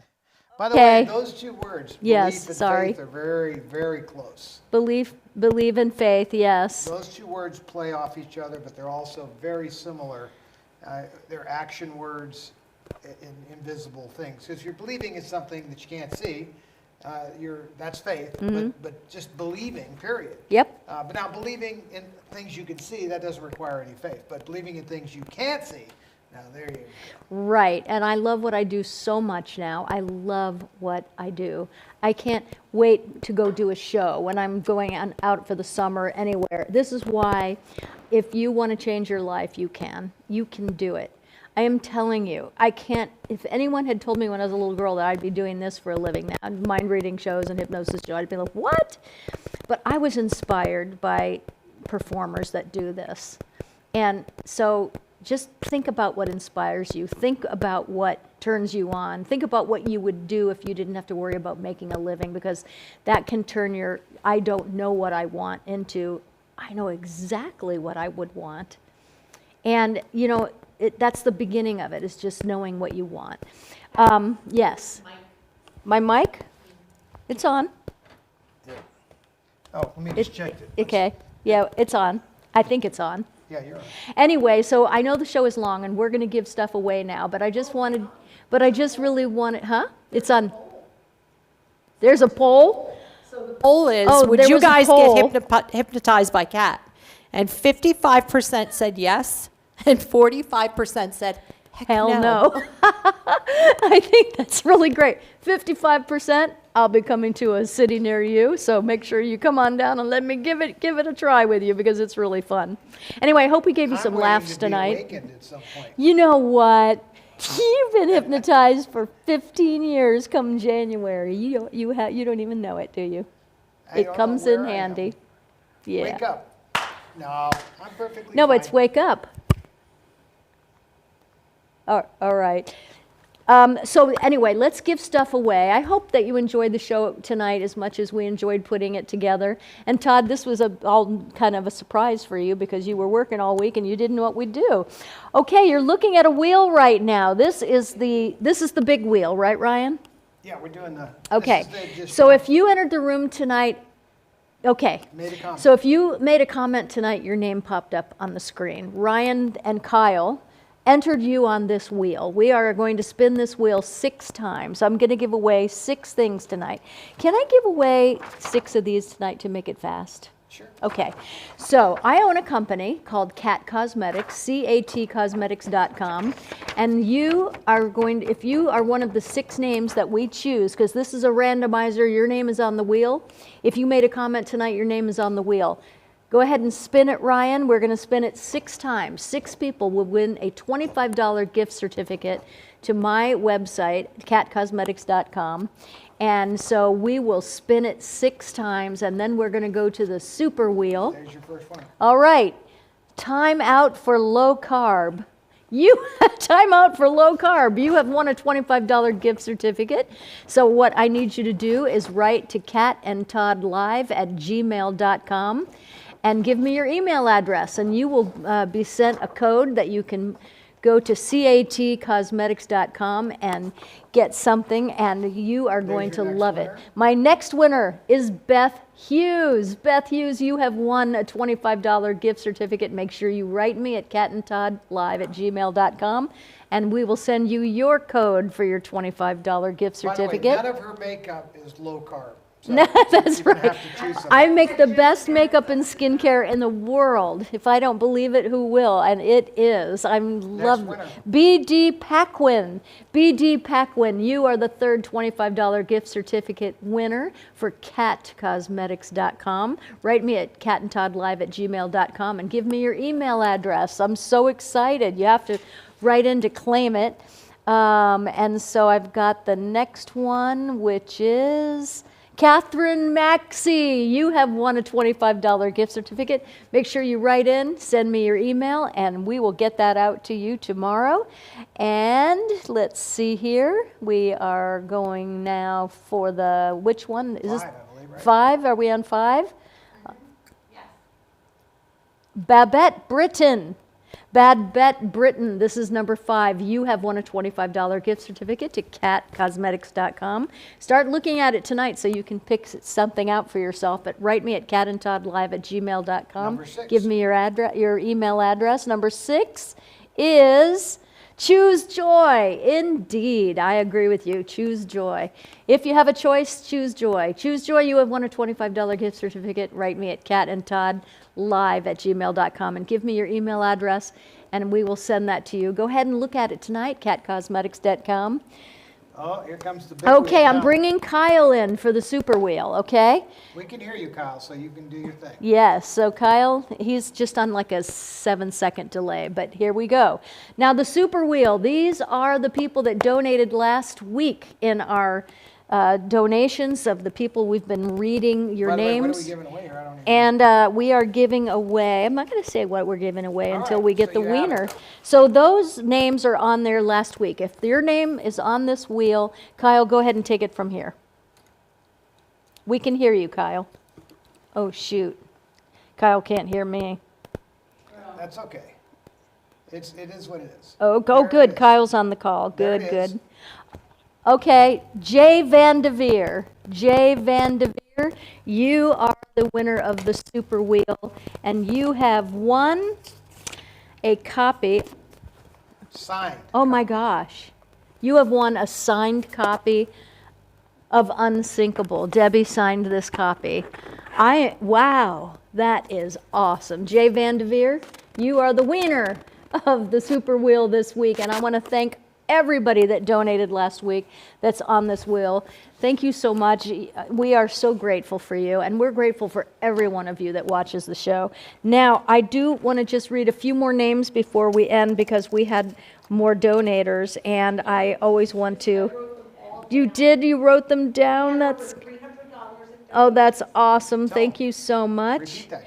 We have, this is the, we had over $300 in donations tonight, and that's the most that we've done, so that makes us feel really good. Thank you so much. And You know, we're going to be, as we said, so this week, and the auctions from the closing this week, that's all going to be going to the, I think the Good Samaritan group will stay with that.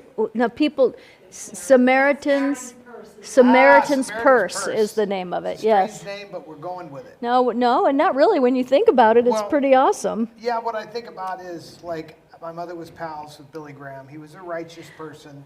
Oh, period. that's the one person I wish I had He met, was yes. incredible. I met him, but I don't remember it Yeah, that you were a well. little My mother boy. corresponded with him through her life, and he was a righteous guy. And his son is doing a great follow-up work from what I can see. Right. So we want to, but they're in that area, so we've chosen to let them be the keepers of the money, because we can't be there to do this, so our money hopefully will help people recover from this horrible weather event, and, you know. And that's all thank we you, can do. thank you. Yeah. Liz, you have the names?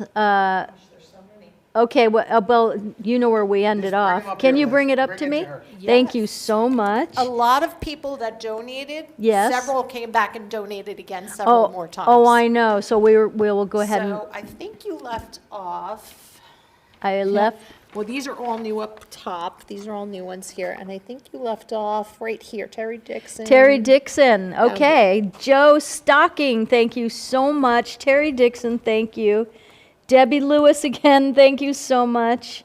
Bet 509, thank you so much. Is it Betty 509? Petri, Bert, or is it Bernie? I can't read your writing. I'm so sorry. B-E-T. Oh, I want to get this right so bad. Okay, Barb Kevern, thank you. Angela Cribben again, thank you. Andrea Sodman, thank you. Michael Shane again, thank you so much. Love Fall Girl, thank you so much. I appreciate that. Brenda Stone, I appreciate it so much. Beth Hughes, thank you. And you won tonight, so that was fun. John Eric St. James, thank you so much. Oh, John, thank you so much. And then Landslide 41, thank you so much. I appreciate every single one of you. We so love you. Thank you so much for coming tonight, for watching tonight. I know my chickens are outside going, it's getting dark, Mom, come get us. It's been dark for a while. Has it? Uh-oh. Pitch black. I hope that they're all ruh-roh. So I'll run out and bring them, because I have 4 chickens that sleep in the house, believe it or not, so I got to go get them. Anyway, good night, everybody. We love you. We love you. We appreciate you so much. I hope tonight inspired you. We had so much fun putting this show together. Seth, thank you for all the work. Kyle, thank you so much for doing such great work for us every week. And Ryan, thank you for being, oh, there you are. Oh, okay, so our closing video, it's about our cruise that we're doing in June 2025. It's a little commercial for it. And also, Jay Vandeveer, please, I'm going to need your address, so go ahead and write me at catandtoddlive@gmail.com to send you Debbie's Apparently it has book. the closing built in also. Okay, good. So we're going to play this for you. It's a little commercial if you want to meet us in person and have fun. This is our second cruise, and it's in June 2025. So go ahead and take a peek, and we'll say goodnight to you now as you watch this. Say goodnight to each other. Love each other. It's all we ask. Thank you so much. Good night.